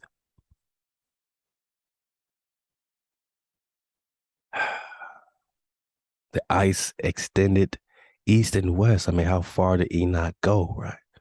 Beyond the reach of our sight. This is Captain Cook talking, Captain Kirk from the Star Trek Enterprise, boldly going where no Naga been, he thinking, right? While the southern half of the horizon was illuminated by rays of light, which were reflected from the ice to a considerable height, it was indeed my opinion that this ice extends quite to the pole, or perhaps joins some land to which it has been fixed since creation. Tarazanta. Wow. The ice wall stretches for 360 degrees, dragonfly perspective. And some say it is a dragon. But think about it. Yeah, man. So, I'm just belly flopping at this point, man. Interesting with these arrows, how they have clockwise, counterclockwise flow of the waterways. And man, there was a great projection that actually showed the water moving, and they took it off, man. That was one of the earlier flat drops, and it would show literally what's it called, clockwise, counterclockwise, and just in and out, all the way in, all the way out would be clockwise water, counterclockwise water. If we look on a map like this, we can see kind of how the flow flows and how you can catch certain currents at certain places. You could take a current, from Mexico to England or Ireland, and all that stuff that they talk about in the Jack Forbes book, Africans and Native Americans, that we would have indeed discovered America would have discovered this other world way before they discovered us because of the Gulf Stream. Now this water takes you right there, but to come back the other way requires 3 times the time, 3 times the effort. You know what I mean? So it just doesn't make sense for them to be taking you from Africa over here when all they had to do was surf the wave from here without even paddling their boat and ride the wave, man, ride the current all the way back over there. So they say this is where Admiral Byrd, picked up, and that's the same place as Thoth the Moving Island. That's really interesting to me. What does Admiral Byrd got to do with Thoth, man? I guess he got the okay over there, huh? Yeah, the UN flag uses the same projection. Whoa. Yeah, there goes that number again, that 33 number. They got you in the crosshairs. I'm just seeing what this thread is all about here. I haven't really, dug all the way deep into it, man, but the earth doesn't move. 1 Chronicles 16, the earth rests on pillars. Samuel 2, verse 28, the sun goes around the earth. Joshua 10, remember he made the sun stand still, which is impossible on a ball to make the sun stand still. You think Joshua made the sun stand still from a spinning ball? Joshua 10. Okay. The suns are lights in or set in a dome over the earth. Genesis 1, we just got that. The earth is flat. Isaiah 24:1. Oh, even in the hijack, Matthew 4 got the drop. Scientists discover impenetrable barrier 11,500 kilometers above the earth. Impenetrable barrier from 2014 article. A group of researchers headed by Professor Daniel Baker at the University of Colorado's laboratory for atmospheric and space physics has discovered a nearly impenetrable barrier some 11,500 kilometers above our planet that blocks so-called killer electrons, which can fry satellites and degrade space systems during intense solar storms. Kind of sounds like the Van Allen flow, but it was just discovered, you know what I'm saying, in 2014 by some scientists in Colorado, and it's blocking killer electrons. Ain't the Van Allen supposed to be protecting us from all this stuff too? Impenetrable barrier. So how the hell did they get through it in the Apollo missions? They still trying to prepare for this radiation in the Orion flow. Come on, man. The near-Earth space environment is a complex interaction between the magnetic field of our planet, cool plasma moving up from its ionosphere, hotter plasma coming in from the solar wind. Is that the wind that's blowing the flag, man? Or are we just talking about gateways again? These interactions combine to maintain the radiation belts around the Earth. Stop the capery. We talking firmament. It goes without saying that all those NASA images of Earth are nothing more than fakes, poorly crafted at times too. They never thought people would ever have the tech to compare them. Thanks to the internet. Hey man, HaWah said we're going to, Daniel 12, we're going to pop off. Knowledge is abounding. The dome simply prevents us from going beyond Earth's immediate orbit. Notice the differences. NASA official Earth image 2012 and NASA's official Earth image 2013. Wow, that's a pretty big difference because North America looks 5 times bigger in 2012. Do you actually think these are real?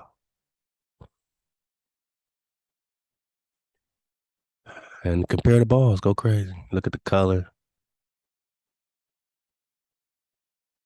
Look at the contrast.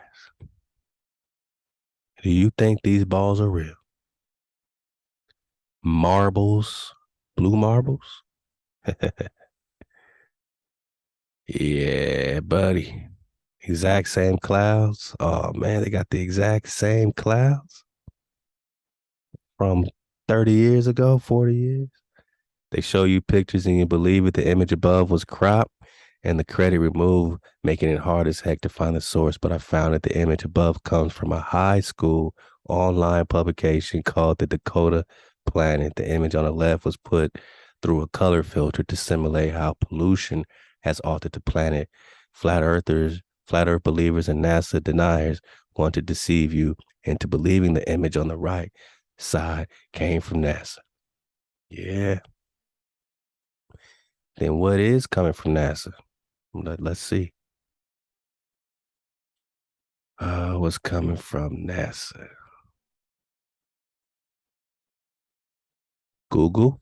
Oh, NASA. NASA. Let's go to NASA. Why don't we just go to? Why didn't we think about this? To get the truth, we could have just went to NASA.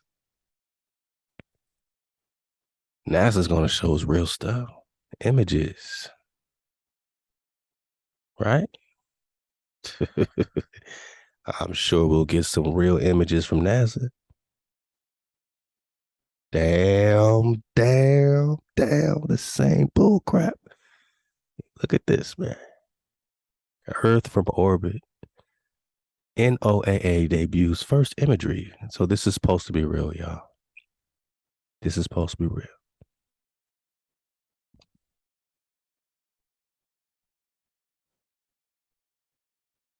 Well, they're not gonna let me get it bigger. That's messed up, man. Of course, I can't even zoom in. Can't even zoom in. Shady NASA strikes again, man. Ah, man. So that's what NASA got to say about it. Then they went and started talking Admiral Byrd, right? Okay. He said he found an area the size of the United States. Remember that? He said he found an area the size of the United States of America, boss. That might appeal to adventurous young Americans. Yes, there is.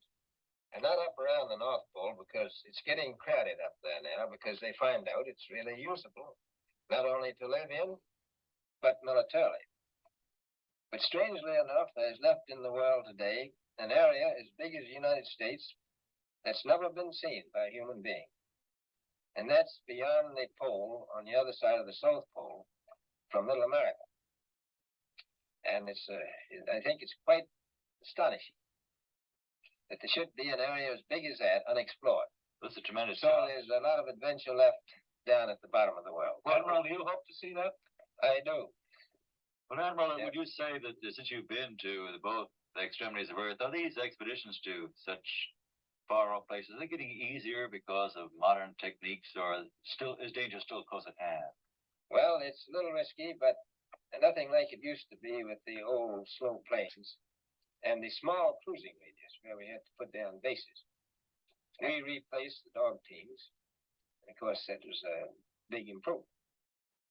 But now the planes go much faster and they're safer, and they have a much bigger cruising radius. You haven't got the danger of a terribly heavy load. Admiral, an expedition to which I believe you're the advisor is now en route. What is that expedition doing? Well, that's the icebreaker Atka, and it's a reconnaissance expedition. It's going down to the South Pole area to make certain observations and to look for some bases. They will be back in April, and they will report back, and upon the information we get from that undertaking, we will base the bigger expedition that's to follow. Is that very definitely planned, or is that... That is being planned right now. So I'm willing to say to you that there will be a number of expeditions that will follow, I think, year after year, bottom of the world, because the government has really become interested. Well, Admiral Byrd, I can understand. I think everybody can, the interest in the North Pole, because it's so near our greatest challenger, Soviet Russia. But why this interest in the bottom of the world? Nobody living down there, is it? No, it's pretty cold. There's only one permanent resident, that's the emperor penguin. The little ones live further north. I tell you one reason they're interested. It's by far the most valuable, important place left in the world for science. That's why the scientific groups all over the nation are really interested. But more important than that, It has to do with the future of the nation, those to come after us, or even during your lifetime, because it happens to be an untouched reservoir of natural resources. And, you know, as the world shrinks with an ever-increasing acceleration, far-flung places once useless, like we thought the North Pole was, and no man's land, become very useful. The bottom of the world will be important, not only to us, but to our allies. I was going to ask you, does it have military importance? It has some, and as the world shrinks, it will continue to shrink with an ever-increasing acceleration, thus bringing these places closer. And in the future, I can see a time when it will be very, very important strategically. Well, has development of air power increased the strategic importance of places like the very much so. Peninsula, we'll say? Very much so. Even now, if anything happened and we lost the Panama Canal, we would have to control the islands just north of Antarctica, which are part of Antarctica, and between there and Cape Horn. I've heard it said that there are 7 continents in the world, and one of them has never been seen by a woman, and that's Antarctica. Is that actually true? Well, if the Power Peninsula is an island, as far as I know, that's true. No woman's ever stepped foot upon it. Oh, stop it. We got high Amazon queens set up in Antarctica, man. Just research the Moon Pyramid in Antarctica, man. Shout out to my lady dragons on the wall. Continent, and it's the most peaceful place in the world. Well, I'm sure that won't last very long. Oh, it won't last very long, but they got the Antarctic Treaty. What would they be fighting over? What did they think they'll be fighting over? With the Arnold Bread Company in charge of frozen foods now, is there any future for frozen foods down in these frozen extremities? Well, I think the human race can be helped by that. This was thought out by Dean Arnold, who's, in my opinion, a great humanitarian. He learned that we went down there after 4 or 5 years and finished a meal that we had left there on the table when we had evacuated Little America. Everything was perfect, including the bread. So he got the idea of this frozen bread. And already he sent some to Europe, and just worked very well over there for some of the starving people. So you can store it down in the Antarctic, and against the lean years, you wouldn't have any people in the world really starving if you did that. So the event of an atomic war. Stay there forever. Admiral, you speak of the resources of Antarctica. What are they? What are the natural resources there? Listen up. Well, we've found enough coal within 180 miles of the South Pole in a great ridge of mountains. It's not covered with snow, enough to supply the whole world for quite a while. Well, that's the coal. Now, there's evidence of many other minerals. We're pretty sure there's oil. Now, that coal shows the bottom of the world. He slid in that oil talk. Oh, the big oil companies. They want some of that, right? Is that what they might be fighting about? Now, by far the coldest spot in the world. Where that coal is gets 100 below zero in the winter. Well, it was once tropical. So we think there's oil there, and there's evidence of the uranium there. Is it? Uranium? That's a highly prized mineral too, right? Oh, now we're powering a lot of things up. Uranium, coal, oil. Any secret is there uranium? Gold. There, that would be the only thing that would be practical to actually go after, I suppose. Everything else would be economically unfeasible, wouldn't it? Well, as we recklessly expend our resources, the time will come when we'll have to go after that stuff down there. Well, you know, I avoided what you said about uranium. I'm not sure about that. I don't want to have the world fighting over the Antarctic. I don't really. He said, hey, cut that part out, boss, about that uranium. I don't want them to go crazy. And then they formed the what? Antarctic Treaty. So that they can, split up this uranium business, right? And then they got the Antarctic Treaty 1957 popping up. Yeah, man. Signed in Washington, December 1st, 1959, by 12 countries whose scientists had been active in and around Antarctica during the International Geophysical Year, 1957-58. It entered into force 1961 and has since been acceded by many other nations, man. Everybody's joined in on the party. While they talking about going to the moon in the 60s, they're doing an Antarctic treaty to keep you out, to keep us in. Middle Earth, they call it. Treaties on treaty. Now they got 54 countries involved. Oh, peaceful purposes, so there's no war over oil or uranium or gold. Freedom of scientific investigation, except for regular people. They won't let you take your boat down there, man. Oh, no. Nor your plane.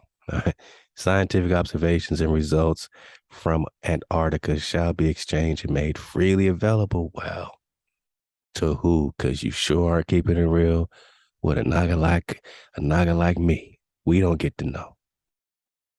Originally signed by Argentina, Australia, Chile, France, New Zealand, Norway, and the UK, with territorial claims sometimes overlapping. Other countries do not recognize any claims. The U.S. and Russia maintain a basis of claim. So the U.S. and Russia been buddy. All these fake wars, they keep this treaty intact. They've never broken this treaty. So they must be working together across the barrier and faking like they're ops to the Middle Earth, but working together to fund whatever they're doing in more worlds beyond the poles, man. We're going to talk some more worlds beyond the pole. Right now, we're just talking a little Admiral Byrd, man. Y'all been dropping that drop on Admiral Byrd in the drop chat. Go get it at 432thedrop.com, drop chat 1234. It's going to get you through this, though. All right, just come hijack free and get cozy. Another hero of the 1920s was Richard Byrd. So then in the 50s and 60s, here comes the Antarctic Treaty after what he found, right? This is when you used to have so-called explorers. Now we got astronauts. So this would be Buzz Aldrin, Neil Armstrong in the 60s, Con. Damn. Another hero. He's an American hero. Oh, shout out to, I'm just dropping it. Shout out to Melvin Trey. I'm just popping off, bro. You know what it is, man. Hey, I'm Timmy. What you say, Big Tim? He said, hey, y'all wrote a few books, was sitting here thinking how to promote them. You wrote some books, man? Hey, bro. Sure, man, just put them out, man. Somebody gonna dig on it, and then everybody gonna dig on it. Saw the Tanakh only sessions and drop said, come home. Was wondering if anybody has a clue on how to get these books out there. I mean, they got Amazon, I just know about the regular flow, but whatever you dropping in here, we'll be sure to talk about, man, because we appreciate you, Big Tim. Hey, man, yeah, man, it's crazy talk. Melvin dropping that drop on Admiral Byrd. So I'm gonna leave this for you, give you some more insight on these polar expeditions. I'm sure I got a whole lot of drop in here. Look at that, man. It's a good drop. It's gonna give you a lot of it's gonna fill in a lot of gaps, you know what I'm saying, when it comes to what's happening. Bro also dropped this picture. It said taken from space.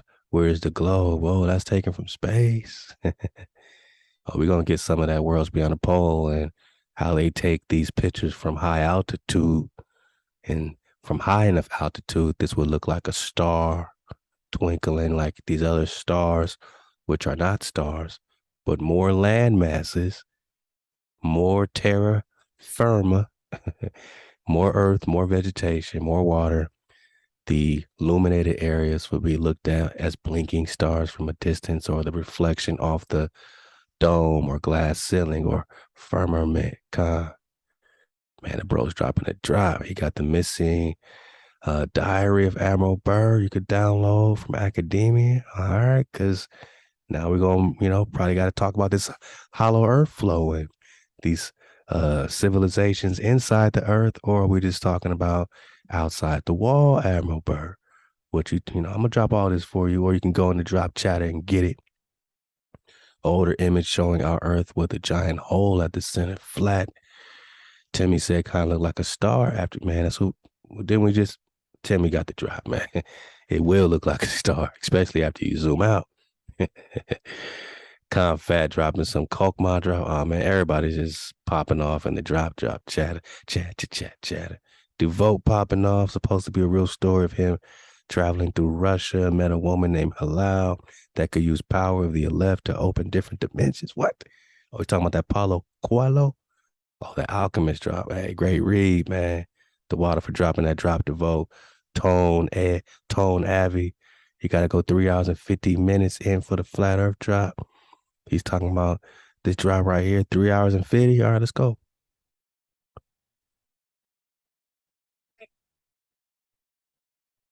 Oh, yeah. Shout out my bro, man. This is the Ben. The Ben. Yeah. This is the top half. So if you imagine this at the top, there's also a bottom bit, an upside down pyramid. Okay?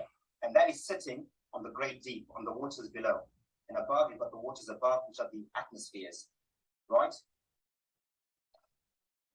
So when they tell us that the earth has got 3 layers, a crust, a mantle, an inner core, and an outer core, that is inner earth, inside this Ben.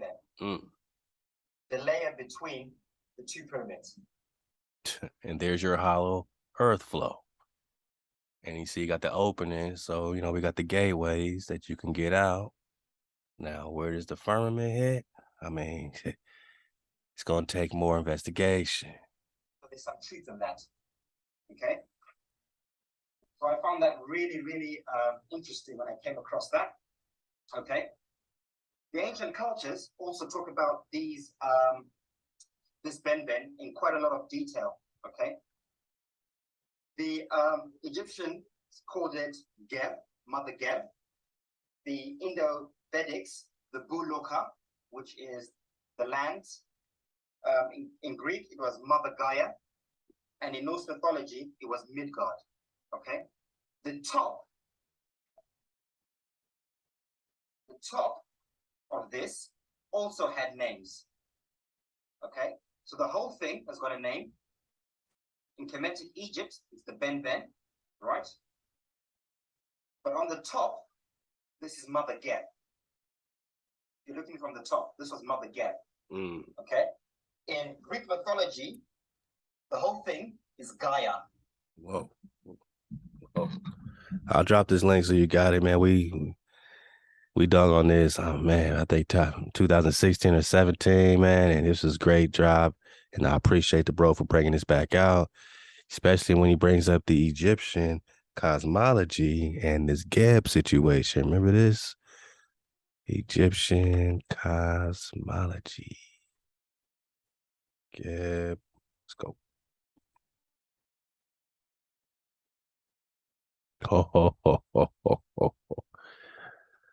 Got Egyptians had, come on, you know the Egyptians got the drop, right? Here's the firmament. You see the stars are within the firmament. Here's all the celestial influence outside the dome. But inside of the firmament, all right, and then you got, I forgot which one is Geb, this one or that one, but you know, just dig on it and you see that this is very, very similar to this. We just talking firmament talk. We're talking the earth and the mountains, all that talk, man. I mean, get the drop. Egyptian cosmologies. We ain't got to make this up. They have a barrier, just like Enoch got a barrier. This is more validation. Hey, how to all my niggas popping off. For real, in the drop chatter. Chatter, man. Yeah. Admiral Byrd said he found an area as big as the United States, man. Across the ball. We'll keep digging on this link, you know, cool little thread here. Back to that Ben drop, right? This is from a bird's eye view. Bang, bow. So we ain't, you know, this is happening. You know what I mean? No matter how far you look, no matter what we're talking about, this is happening. Scientists have discovered something truly remarkable above the Earth's atmosphere. What is it? An invisible shield is located. What? Like the firmament, approximately 7,200 miles above the Earth, that scientists are likening to force fields on Star Trek. So how did they get to the moon? Past the invisible shield, past the Van Allen. Now that the scientists know the invisible shield exists, they are trying to determine how it was formed and exactly how it works. It's all, man, all praise ThaWaDa for making these people, they just mind blasting these people, man. They can't figure it out. It's almost like these electrons are running into a glass wall in space. It's an extremely puzzling phenomenon. Scientific high priest. Nothing has or ever will penetrate the glass dome. NASA Project Fishbowl. Dr. John Mack, Department of Defense. This is what they're saying. Ancient cosmologies. Canopy. Tent. Firmament. Seventh heaven. All the heavens are celestial heavens within the canopy. Managa. Pre-Copernican universe. And even the Egyptian flow is validating the canopy.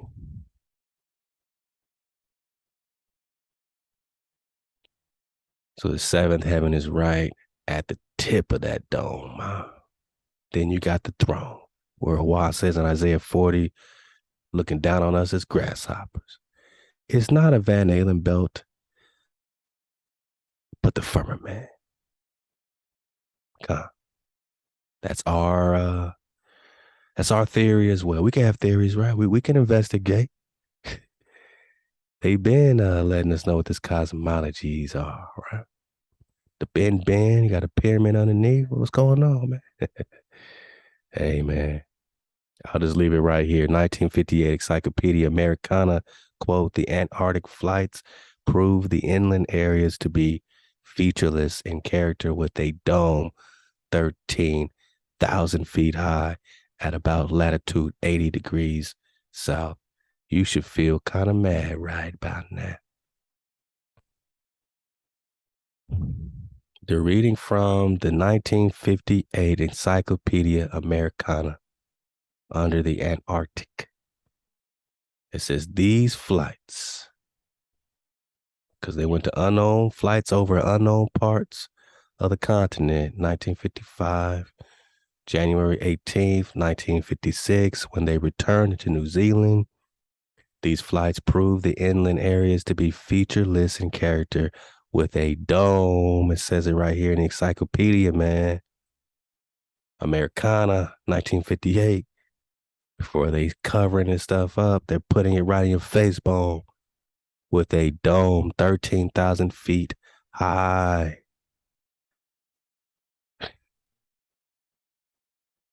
So someone says the dome is 7,200 feet. Somebody says the dome is 13,000 feet. Maybe it's different feet at different points of measurement, but they're saying there's a dome 13,000 feet high at about latitude 80 degrees south, longitude 90 degrees east. You think it's play? They say dome 13,000 feet up. Did the Egyptians know this too? I can't make this up, man. We got Geb and we got Nut. We got Geb, I believe, is representing this sky goddess, and Nut, representing this mountainous, they say flat earth, but it's mountainous, right? We got places deep, we got places high, and this ain't no play. They formed a treaty, Managa, to block you in and to block the information in. And whatever information Admiral Byrd is dropping on them to block that in too. Great link right here. You got the drop, man. You got the drop. Oh, yeah. You got the drop. 100 proofs the earth is not a globe. William Carpenter. You can get this in the drop library at 432thedrop.com. And this was released, or the ebook was released 2017. This was released 1885. So this is about 30, 40 years before Admiral Byrd's popping off. So they already got this, you know. This is nothing new. You know what I mean? This is old time drop. Let's look at his first few proofs. Last time we skipped ahead, way ahead. And I'll start at number 7, man. Number 7, 100 proofs the earth is not a globe. ThaWaDa said this is a noggin, man. This a brother that you know wrote this on Johns Hopkins University's head, born in 1885. So hey, let's go. If we take a trip down to Chesapeake Bay in the daytime, we may see for ourselves the utter fallacy of the idea that when a vessel appears hull down, as it is called, it is because the hull is behind the water. Fallacy. For vessels have been seen and may often be seen again,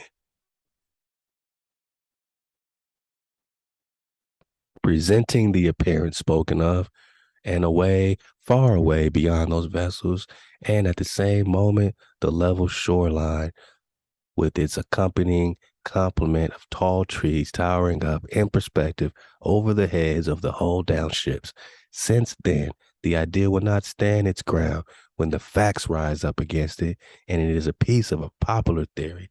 The theory is a contemptible piece of business, and we may easily wring from it a proof that the earth is not a globe. Why are you lying? Why are you lying about it?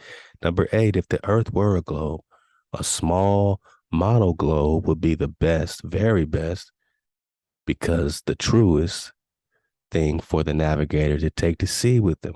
Why y'all taking maps, flat maps, when y'all should just take a model globe? Because the earth is a globe. That wouldn't the globe be the very best model for you to use at sea? But no, you use a flat map. But such a thing as that is not known. With such a toy as a guide, the mariner would wreck his ship of certainty. This is a proof that the earth is not a globe. Let's get one more, man. We're going to keep bouncing in this thing. As mariners take to sea with them charts constructed as though the sea were a level surface.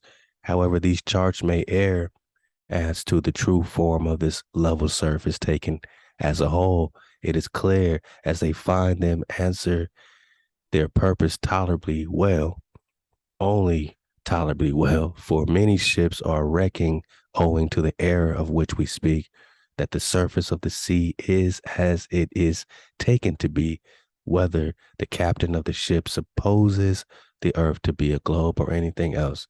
Thus, when we draw from the common system of plain sailing a practical proof that the earth is not a globe, we are surfing a wave. We are plain sailing, man. Let's get a couple more, man. This is good, man. Number 10, that the mariner's compass points north and south at the same time is a fact, as indisputable as that 2 and 2 makes 4, but that this would be impossible if the thing were placed on a globe with north and, quote, south at the center of opposite hemisphere is a fact that does not figure in the school books, though very easily seen, and it requires no lengthy train of reasoning to bring out of it a pointed proof that the earth is not a globe. Last one, man.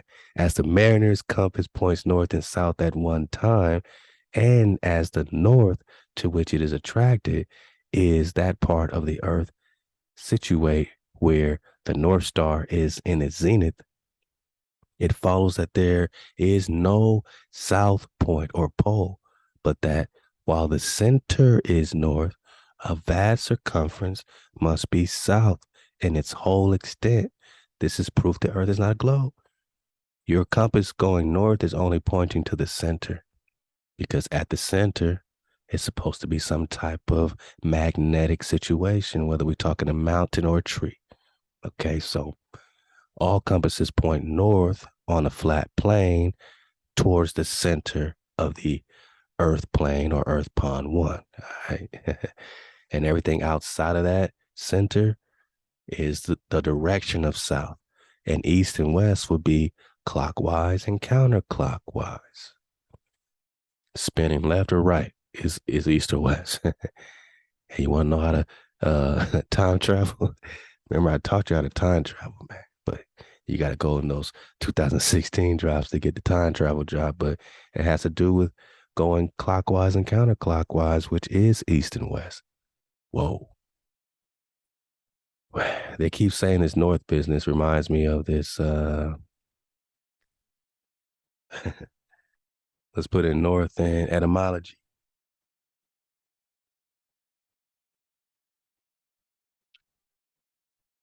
Old English noro. Northern, lying to the north, northwards to the north, in the north, north. It might be ultimately from the pi root left. Also below, like hell or beneath. We're talking north, right? Isn't north up? Not according to etymology of the word north. North is below, which makes it south or left, man. Left or below would be north. Hell. Yeah, this does put us in a little bit of hell. Because it mind blasts our mind bone. We got to get out the mind of a hijack. Or perhaps the notion is that the sun is at its lowest point when it's in the north. So north means south or left. I call that a body bag for the illusion. What would you call it? Manaka? Yeah. I mean, we're just going on body bags, body bags, body bags. What would they have to say in 1828? Manaka. Copper color race is found here. Definition of an American. Let's try north here. I know not the origin of the word. Okay, I thought it was Nord and all right, let's go. It may have been applied first to the polar star or to the wind. One of the cardinal points being that point of the horizon, which is directly opposite to the sun in the median on the left hand when we stand to face to the east, or it is that point. So they don't know. They don't know. Or it is the point of intersection of the horizon and meridian, which is nearest our pole. Did they say up, boss? Did they say up? Nope. They did not. What about south, man? This is getting good, right? North and south are opposite points. Got it. Uh-huh.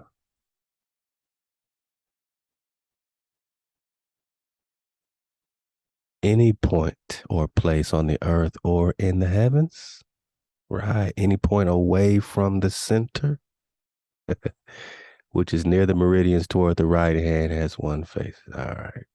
South is the horizontal point of the meridian on the right hand of a person standing with his face. Yeah, but you didn't say below. Finally, they say a southern region. Oh, south. Okay. Queen of the South in the scripture. All right, man. I'm not getting any definitive up or down situation. I mean, what would they say in etymology about this South?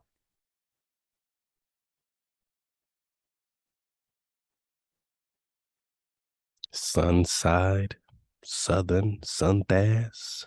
Okay. From Sora, Sud, one of the four cardinal points, southern region of a country. You're not telling us nothing, boss. South is just random conjecture to them, but north is left. or below. It depends, man. Crazy talk going on here, man. Let's keep going because Admiral pulled up on something, man. Right? This is a depiction of the 1929 South Pole, journey past the South Pole, land beyond the pole. And they're finding more land, more vegetation, even some castles, and a whole lot of civilization, man, according to this depiction here. According to this depiction here. So for the dismount, we're going to talk a little land beyond the poles, man. Get it out the drop. Library, Worlds Beyond the Pole. I'm pulling it up.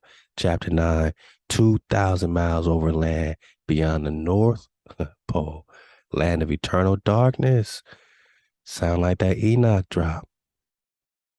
The nothingness, right? Fearsome and unknown, long history or long hidden by theory. And guess, your mystery now flow or has flown. All right. I like to see that land beyond the pole. That area beyond the pole is the center of the great unknown. Whoa. This is by Rear Admiral Richard Byrd, 1947.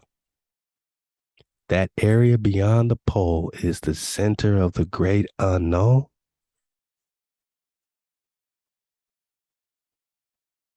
Noodle baking, right? Noodle baking. What are you saying, Richard Rear Admiral Byrd? That area beyond the pole is the center of the great unknown. You telling us that there's more worlds beyond the pole? The United States Navy's Polar Exploratory Force was preparing to embark upon one of the most memorable adventures in world history under the command of Rear Admiral Richard Evelyn Byrd, U.S. Navy. It was to penetrate into the land extending beyond the North Pole, supposed end of the Earth. And it was sensationally to culminate more than 400 years of vague conjecture concerning the Earth's northern extent. As the hour approached for air journey into the land beyond, Admiral Byrd transmitted from the Arctic base a radio announcement of his purpose. But the announcement was so astonishing that its import was lost to millions who avidly read it in press headlines throughout the world. That announcement of February 1947 conveyed in no uncertain terms immediate fulfillment of man's cherished hope to penetrate into land area of the universe about us, boldly go where no Naga been before. Captain Kirk, Star Trek. Those spaceships are nothing but boats, man. They sold us on spaceships going quantum warp speed, but all they got is boats. And Elon Musk got his new ships ready for straight travel. Because that's all they do is fly straight, right? Linear aircraft models is what NASA's putting out. Linear, they go straight. Linear, boss. What's the intro again to this linear situation? This summary reports. This report documents the derivation and definition of a linear aircraft model for a rigid aircraft of constant mass flying over a flat, non-rotating Earth. Why would NASA be interested in anything dealing with a non-rotating Earth or a flat Earth? But flat is plane and plane is planet, right? The derivation makes no assumptions of reference trajectory or vehicle symmetry. They want it fly over a flat, non-rotating Earth, boss.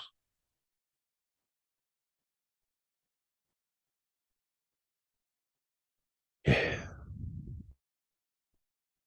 Boldly go where no man's gone before. They're just going straight. It promised appeasement of man's hunger for knowledge of a route into the luminous celestial mansions. Luminous celestial mansions. This piece is supposed to be not on your globe. It is a piece of the celestial. And when these fallen gods are promising heavens, they're just promising, hey, come on over to my part of town. Come over to this land outside the wall. You're in heaven. You're not breaking through the firmament with the greater light of HaWah. Worlds Beyond the Poles is dropping that drop by F. Amadeo Giannini. Let's go. Celestial mansions, huh? And it promises that knowledge at once, not 100 or 1,000 years in the future. Like every great truth, the simple truth of that 1947 announcement was not to be discerned. The announcement's lack of ambiguity in describing the celestial route rendered it like the descriptive message of 20 years before, a truth stranger than fiction. And in a world of theories, fiction, who can be expected to credit that truth, which is compelled to make its debut in garments stranger than those which attired the acceptable fiction of theory?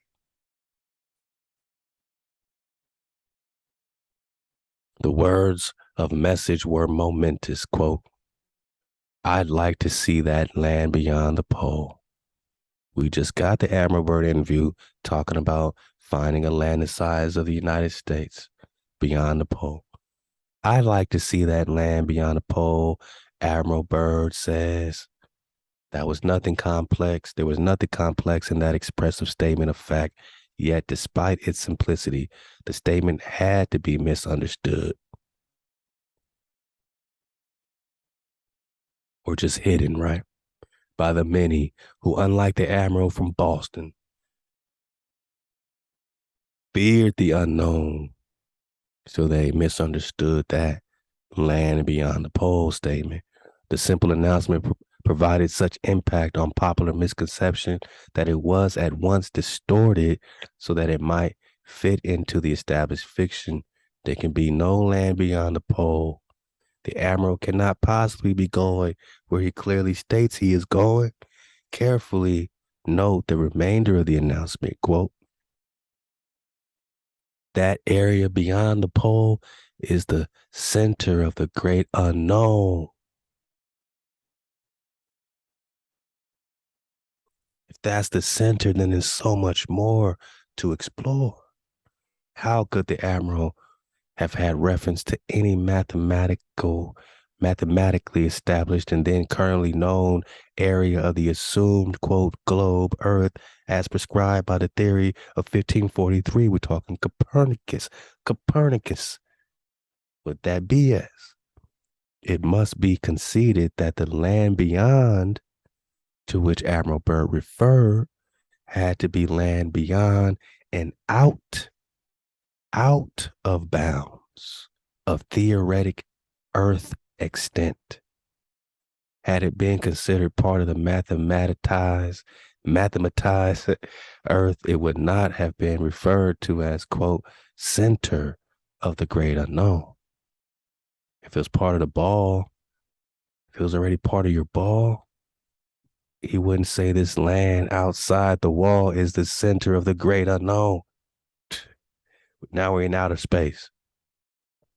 We done popped out the ball. Or we found more land beyond the pole. What do y'all think, man? What do y'all think? What do y'all think, man?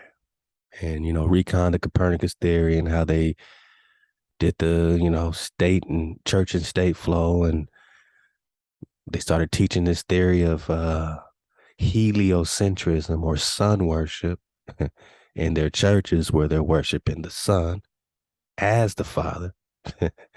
It's all coming together now. Okay. All right. Recon it. We out of here, man. For the dismount, I'm going to go back in that Dizzle drive, man, and just get a few minutes from the top, and maybe we'll pick it up right here on Flat Drop 101, part number 5. Hey, Dizzle Fitty, take the wheel. Oh, come on, man. You won't hit us with this hijack. All right, man. Hijack. Please step back. Hey, maybe he can punch through the wall. What y'all think, man? Let's go.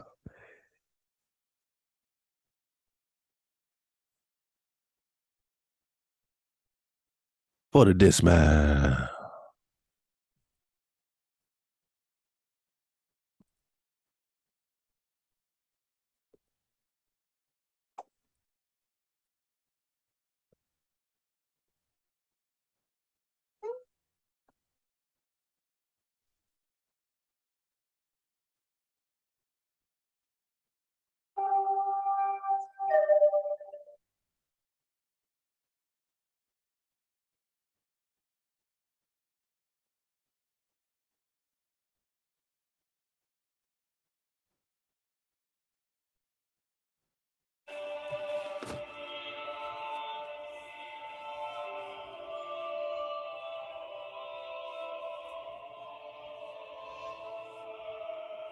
Since the beginning of recorded history, the human race has been at war.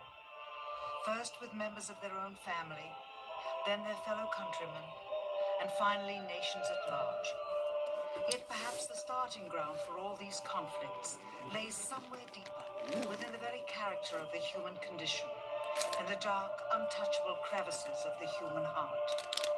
It is said that the first iniquity of free will began even before the maiden pilgrimage from the embryo, preceding the very creation of the earth itself, in the forelife of souls in the heavenly realms.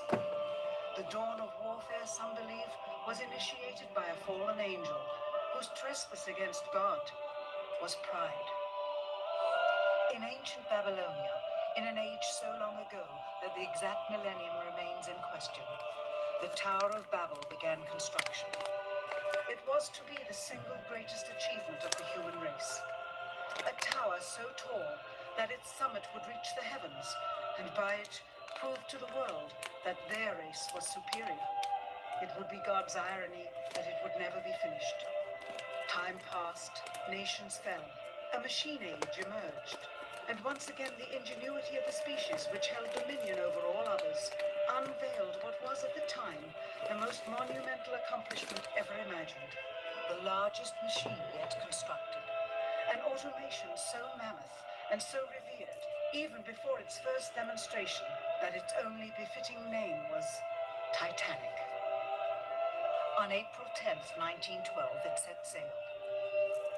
It was boasted to be the ship that God himself could not sink. It would be God's irony that the very element that was meant to keep it afloat would cause it to sink. Water, frozen water, in the form of an iceberg. Not even one voyage did it complete. And then the next age embarked into the annals of human history. Perhaps the last age, the space age. Competition for victor was unparalleled. Powerful nations spent billions in unabashed rivalry to outdo the other. The Soviet Union launched the first orbiting satellite, the first animal, the first man. They had logged 500% more hours in space than the United States. And in June of 1969, they launched an unmanned probe to the moon to retrieve the first soil sample from another world, just 1 month before Apollo 11. That's how close the race was. Had their unmanned probe not crash-landed into the lunar surface, the first moon rock brought back to Earth would have been by the Soviet Union. Richard Nixon, president at the time, had this to say about the latest work of the human hand. It is the greatest week since creation, the greatest event since the laying of the foundation of the seas, since the origin of the universe itself, since the design and formation of the delicate human eye, through which all these things are... Oh, they want to play HaWah, right? They want to play God, right? Oh, look, we've done something as great as the Creator. Never in the history of Cappadocia. Conceived was a flying machine with its 2 passengers, landing on its closest celestial neighbor and returning from where it came. Perhaps again, God's irony lies somewhere within this great boast of humankind. The building of the tallest tower for the sole purpose of standing out among the races was never finished.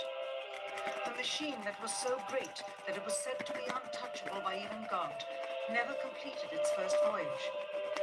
And finally, the crowning achievement of humankind, the greatest boast of the species, the event in human history most associated with pride in our own accomplishments, landing on the moon.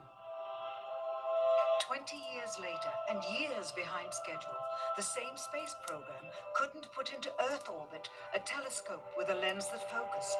And yet 2 decades earlier, a mission 100 times more complicated worked on its first occasion.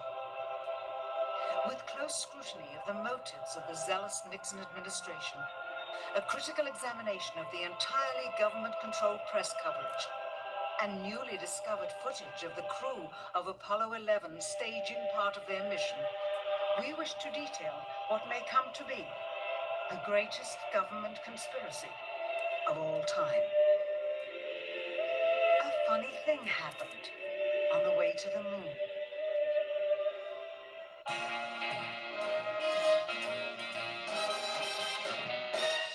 Fly me to the moon. High in the starry blue. They just blowing stuff up. After we are running as fast as they do, there's still a considerable gap to close, and only the future will tell whether we'll manage to close that gap. We cannot and will not ever get into this race as we should, so long as all of our objectives are short-term objectives. We've got to have no finite end to our objectives. The end of our objectives should be as far as we can see at any given time, but right now we need a 10 to 12-year program that has as its ultimate goal the man domination of space. And if we don't, we're going to be in trouble. I believe that this nation should commit itself to achieving the goal before this decade is out of landing a man on the moon and returning him safely to the earth. We must assure our preeminence in the peaceful exploration of outer space, focusing on an expedition to the moon in this decade. T-minus 60 seconds and counting. We passed T-minus 60. 55 seconds and counting. Neil Armstrong reported back when he received the good wishes. Thank you very much. We know it will be a good flight. Good luck and Godspeed.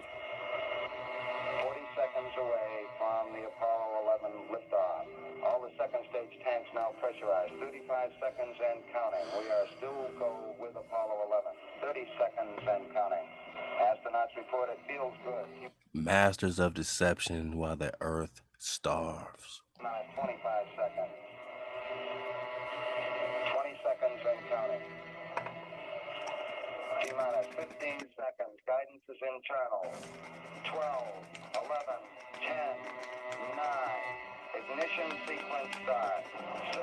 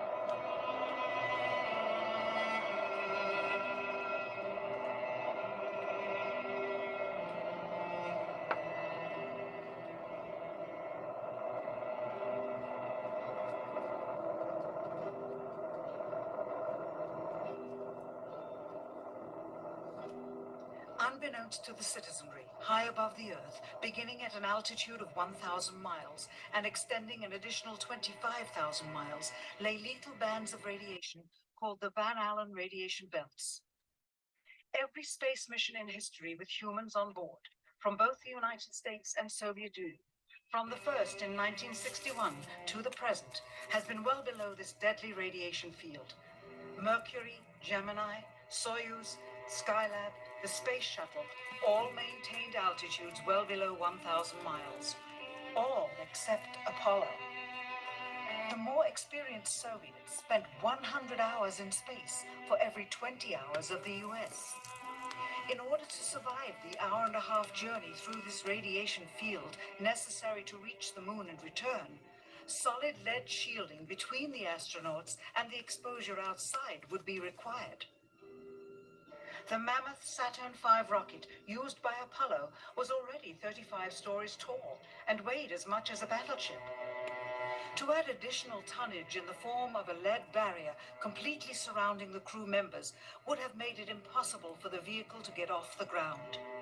That is why the Soviets, though more advanced, only sent an unmanned probe to the moon.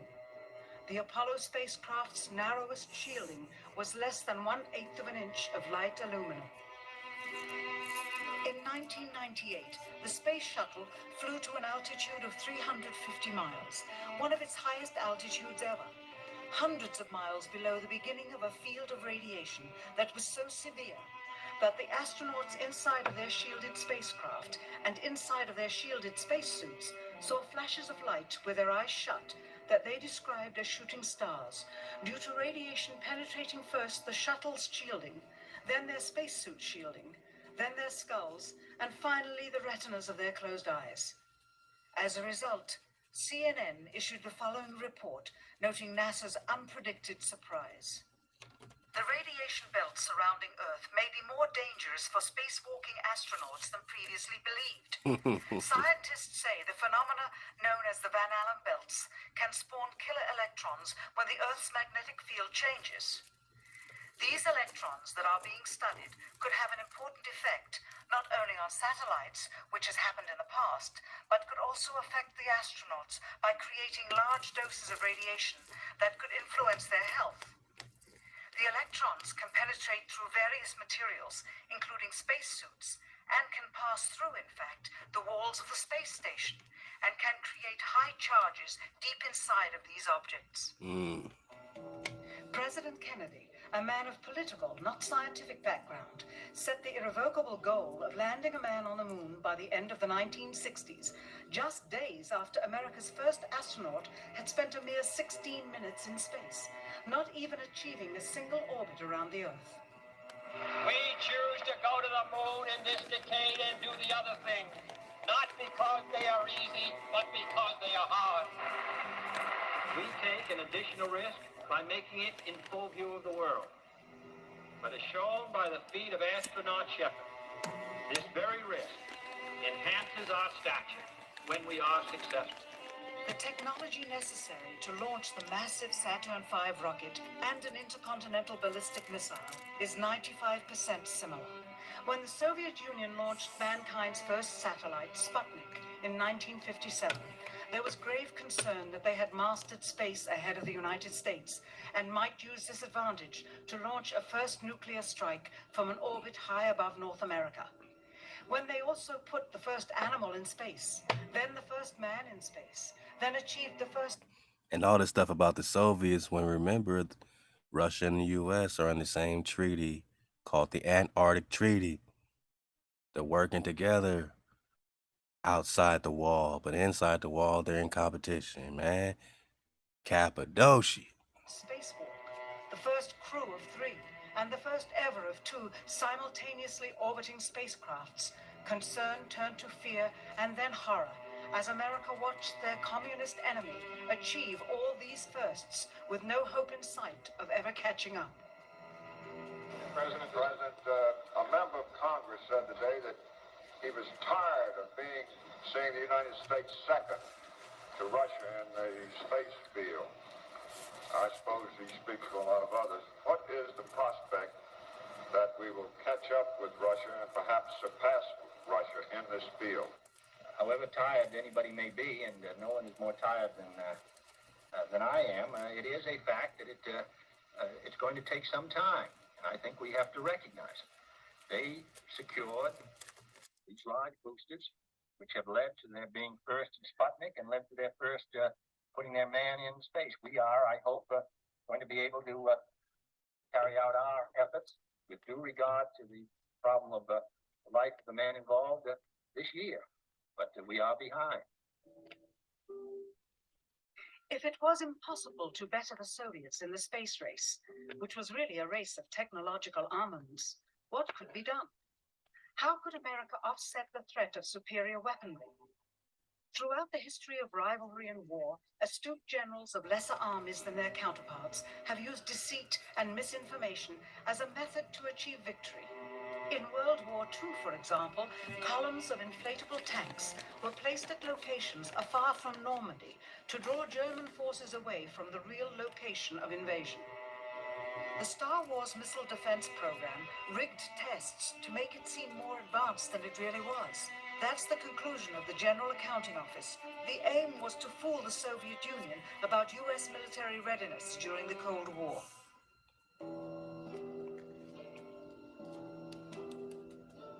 Certainly, it was not possible to fool just the Soviets about US strategic capability in the 1960s, while somehow informing 200 million Americans of the truth secretly. In order for them to believe the United States had the capability to go to the moon, everyone would have to believe it. Furthermore, the pride of a nation was at stake, and the goal of a martyr, not to mention the growing unrest domestically of a government throwing tens. And that's just a body bag, man. You can't fool Russia and then tell us the truth. Something got to give. Of thousands of lives away in a foreign war riddled with contradiction and ambiguity. Everybody gonna have to believe the lie, boss. Everybody gotta believe the lie. In addition, the Apollo program had already spent billions of dollars. If it failed to achieve its goal with such an investment, it would indeed be a large and bitter pill for the taxpayers to swallow. The cost of the program, whose sole goal was to be the first to plant a flag on the lifeless rock just outside the Earth, if adjusted for inflation to the 21st century, was $135 billion. Damn. With a profit margin of just 7%, this would be equal to over $9 billion profit going to the privileged contractors chosen by their friends at NASA. And what when we find out it's a lie? All this money, man. I mean, people gonna be suing these space agencies for all their time and investment into this lie, man. I mean, it goes deep. It really goes. It cuts deep, man. But again, everybody gotta believe the lie. They can't just tell a truth to you and then lie to them and make them believe it. Like, we all gotta be fooled, and this is why they can't do it again. If the machinery was in fact only achieving Earth orbit, as other earlier missions had already done, then the completion and functionality of the other components would not have been as important, and even more profit would have been made. $135 billion could feed 2 million people for their entire lives. It could also buy 2 million two-bedroom houses. Yet how could such an undertaking be kept secret, and for such a long time?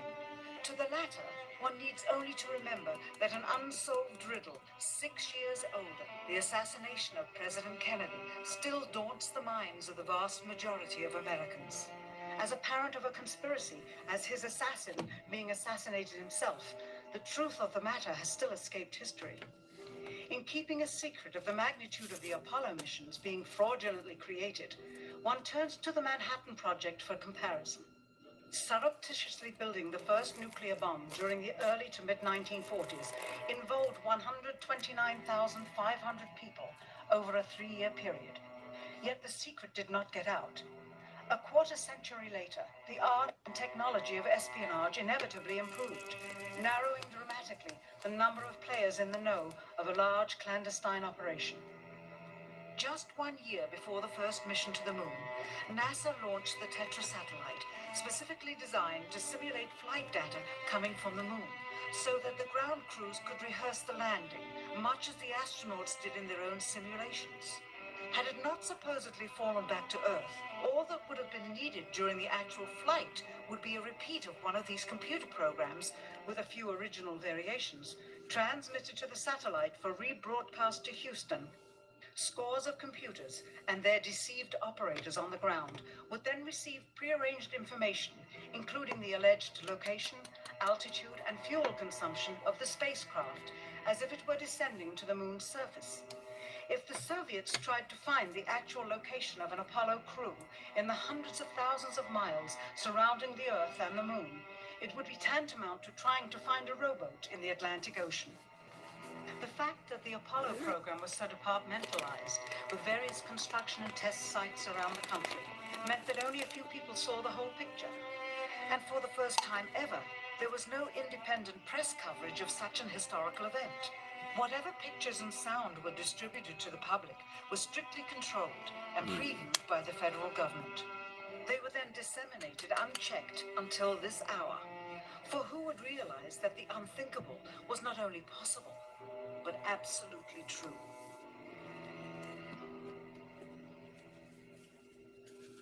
Capery.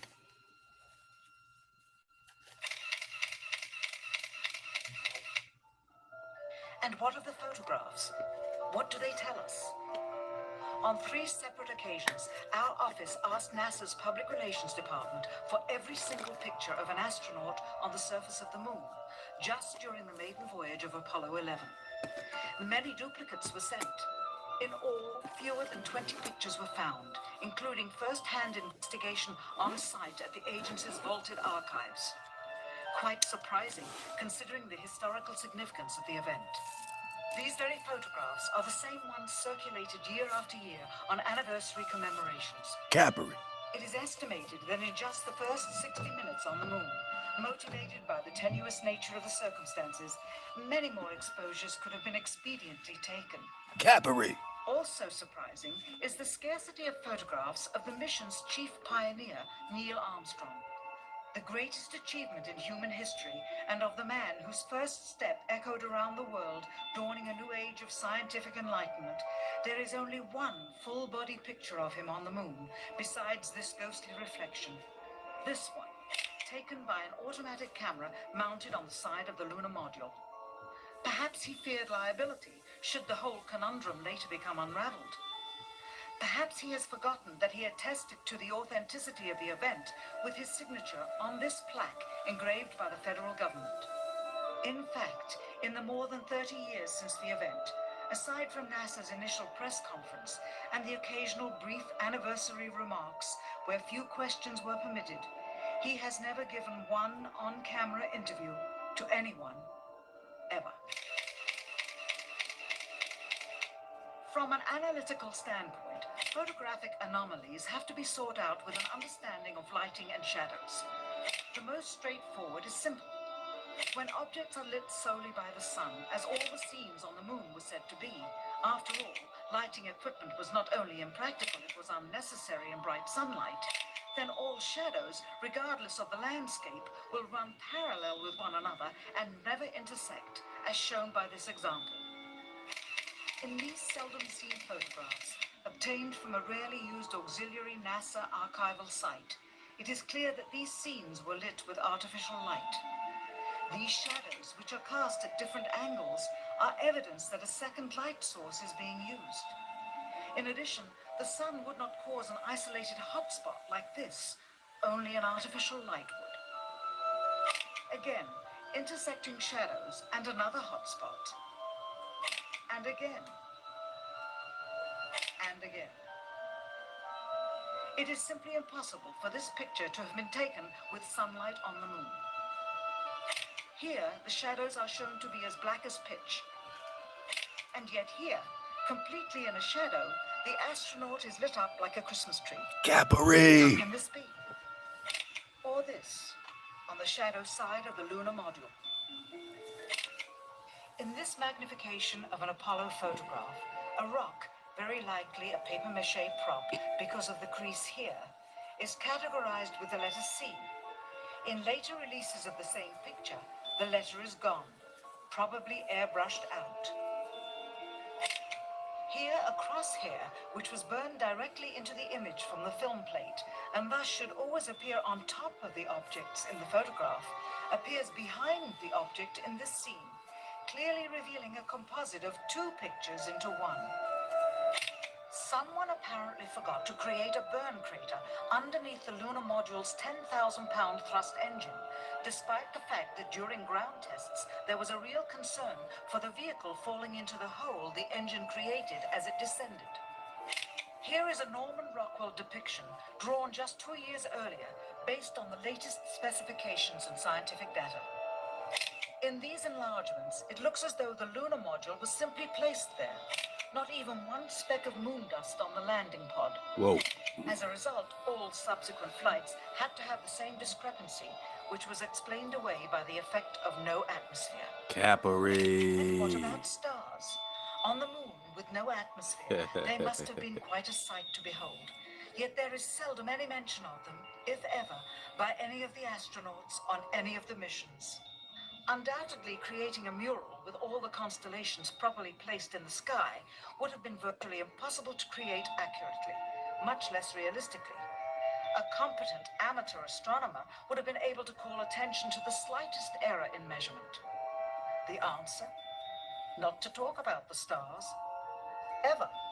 Mm-hmm. In their post-flight press conference, it was the only question to which Neil Armstrong responded with an absence of memory.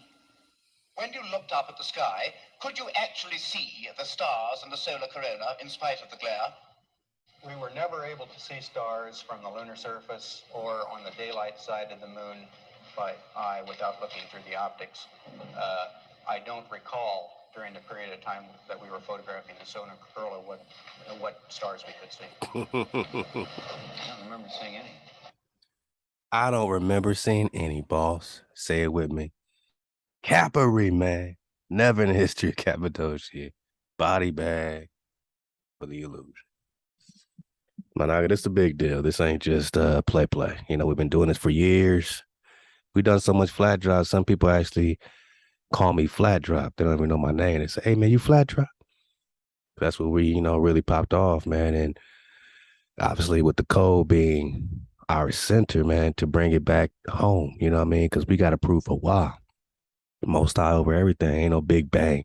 It's most high over everything. You ain't getting out, boss. Call it the radiation. Call it the glass ceiling. Call it the dome. HaWah, call it the firmament. You ain't getting out, boss. Windows and gates, not in your space. More capery. Hey, this has been Flat Drop 101, installment number 4 from a Naga perspective. And they're confused, and they want us to be confused. But instead, my Naga, we see clearly, man. North is below. And they made a treaty, you know, saying to cover and, you know, withhold all the drop that all these taxpayer dollars is paying for, that they gonna have to pay back, boss, before they go to any more lands beyond the pole, man. Y'all keep surfing away, man. Come over to the drop chatter box, and if you got some drop, man, drop it on in here, man. This is a crazy pick right here. Aha, Melvin, Trey, Colger, man, and you know, we're going to keep it going. You know, Dizzle Fitty, man, this goes out to you, man. Dizzle kept this one going. You know, maybe we'll look more into this link from the Virginia Museum of History by the bro Trey. Appreciate that drop, man. And keep leaving your great comments, because I really do, you know, read them and appreciate all these, you know, great comments coming in on the Flat Drop 101, man. We'll definitely get back in this Flat Earth Bible flow. Talk some more of this Enoch. And see what we got, man. I mean, at the end of the days, man, we're just talking about worlds beyond the poles, man. How many do they go? And where did Admiral Byrd go? Hey, this is Flat Drop 101 Part 4. Dodge all hijacks at all costs. Love to the bro natural by law.